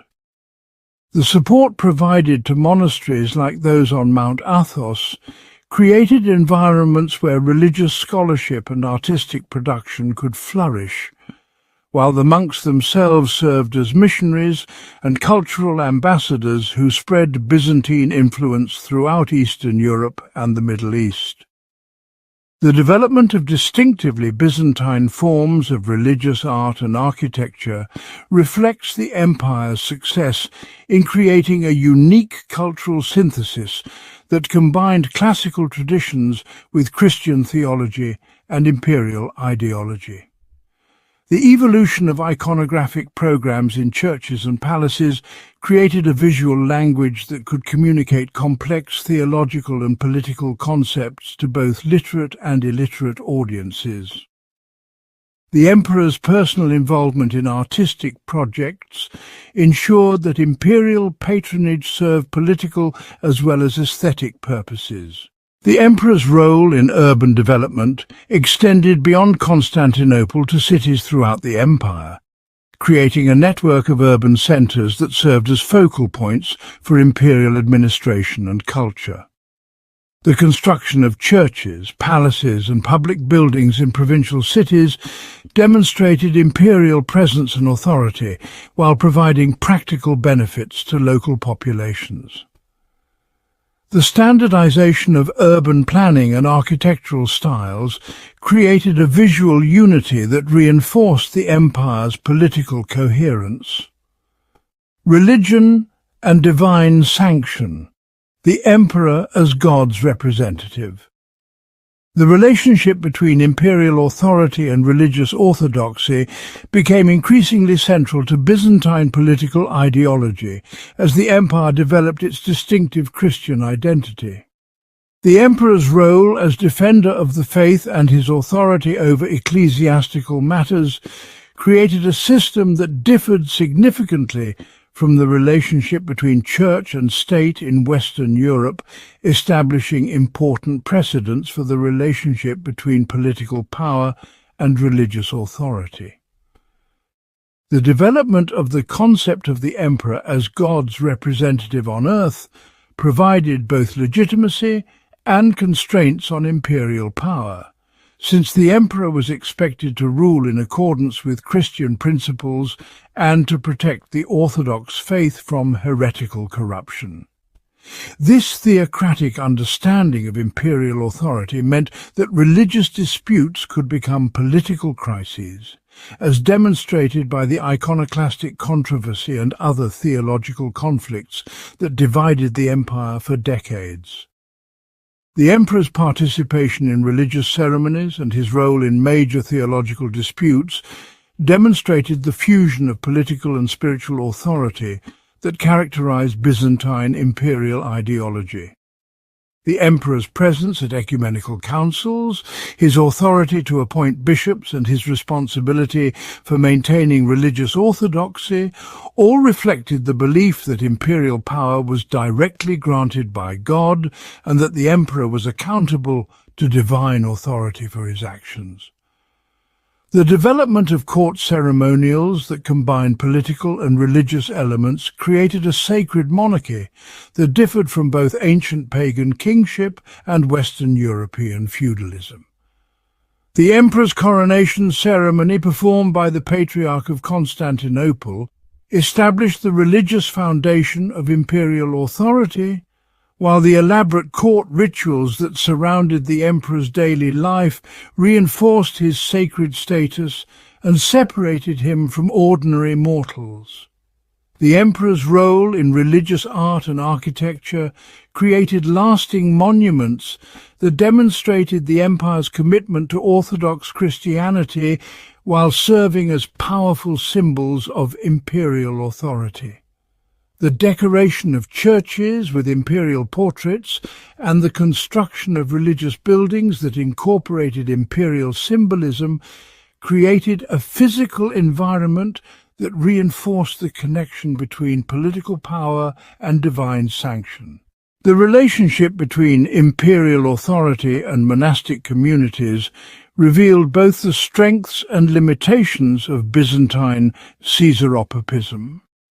While emperors could generally control the appointment of bishops and the policies of the secular clergy, the monastic communities maintained a degree of independence that sometimes brought them into conflict with imperial policies. The emperor's ability to suppress or support monastic movements became an important tool of religious policy.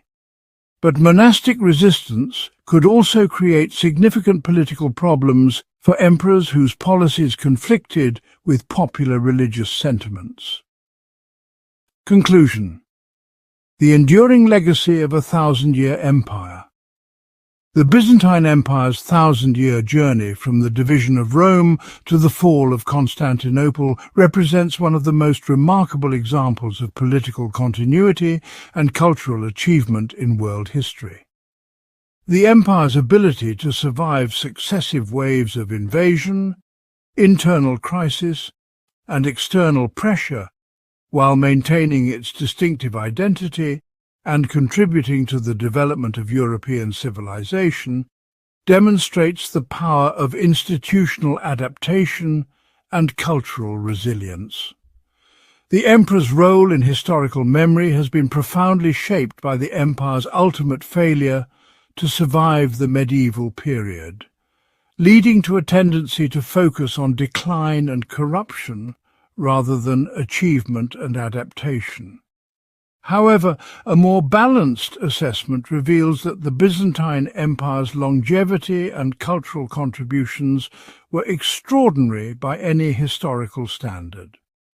The preservation of Roman law, Greek learning, and Orthodox Christianity created lasting influences that extended far beyond the empire's political boundaries and temporal existence. The lessons for political leadership provided by the Byzantine experience are complex and sometimes contradictory, reflecting the enormous challenges faced by any government attempting to maintain stability and prosperity over centuries of changing circumstances. The empire's success in adapting its institutions to new challenges while maintaining essential continuities provides important insights into the relationship between tradition and innovation in political development. The relationship between individual emperors and historical change reveals the complex interaction between personal leadership and structural forces in shaping historical outcomes.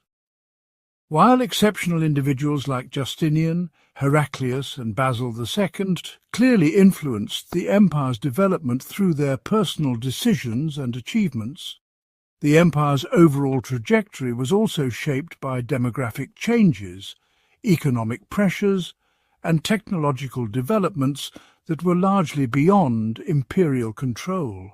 The Byzantine Empire's legacy extends far beyond its political existence to encompass legal traditions, religious practices, artistic achievements, and cultural values that continue to influence the modern world.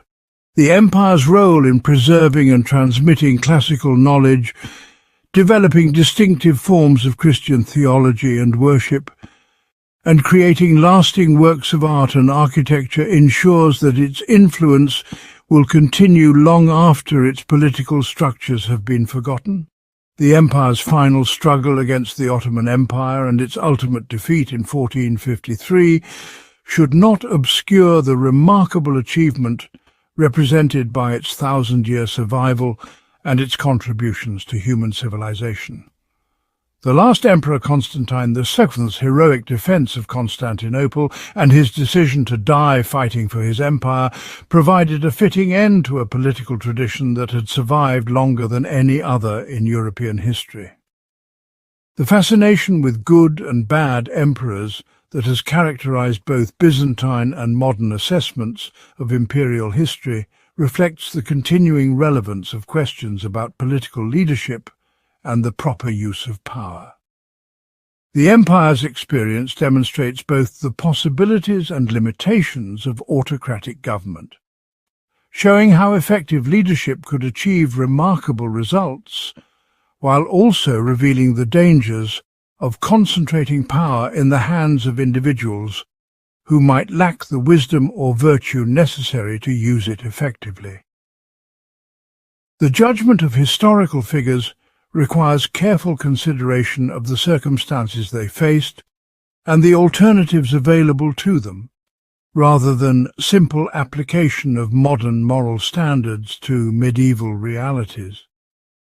The Byzantine emperors faced challenges that were often unprecedented and made decisions based on incomplete information and limited options.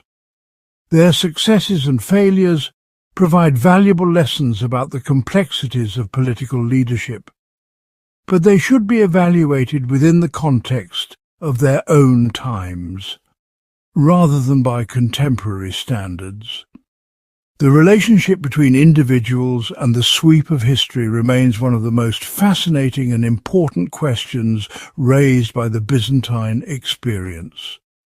The empire's story demonstrates how exceptional individuals can shape historical trajectories through their decisions and achievements, but it also reveals how structural forces and long-term trends can limit even the most capable leaders' ability to control events.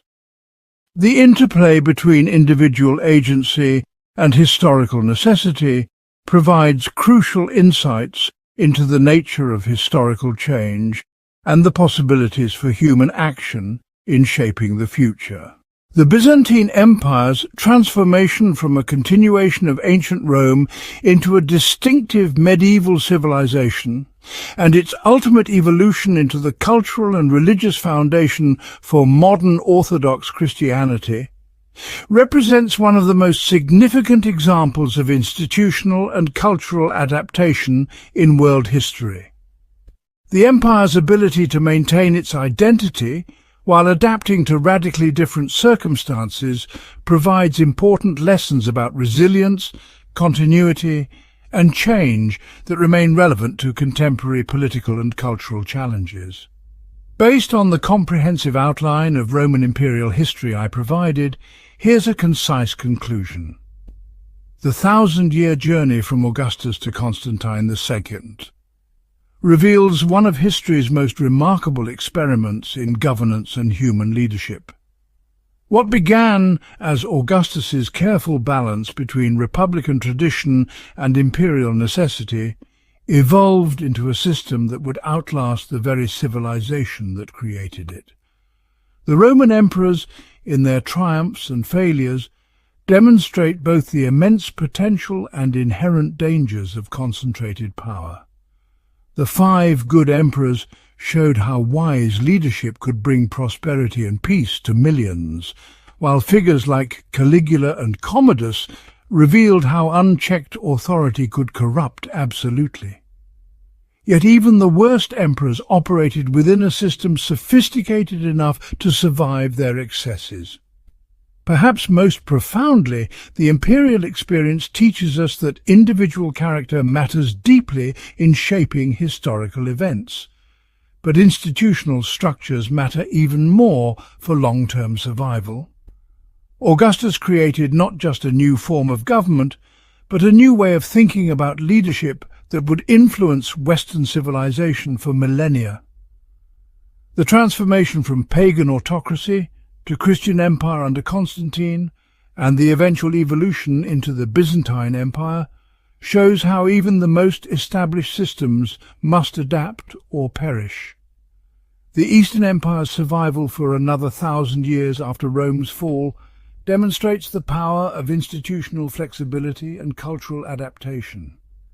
Ultimately, the Roman emperors remind us that leadership is both an art and a burden, requiring the delicate balance of vision and pragmatism, strength and restraint, innovation and tradition. Their legacy lies not just in the monuments they built or battles they won, but in the enduring questions they raise about power, responsibility, and the price of civilization itself.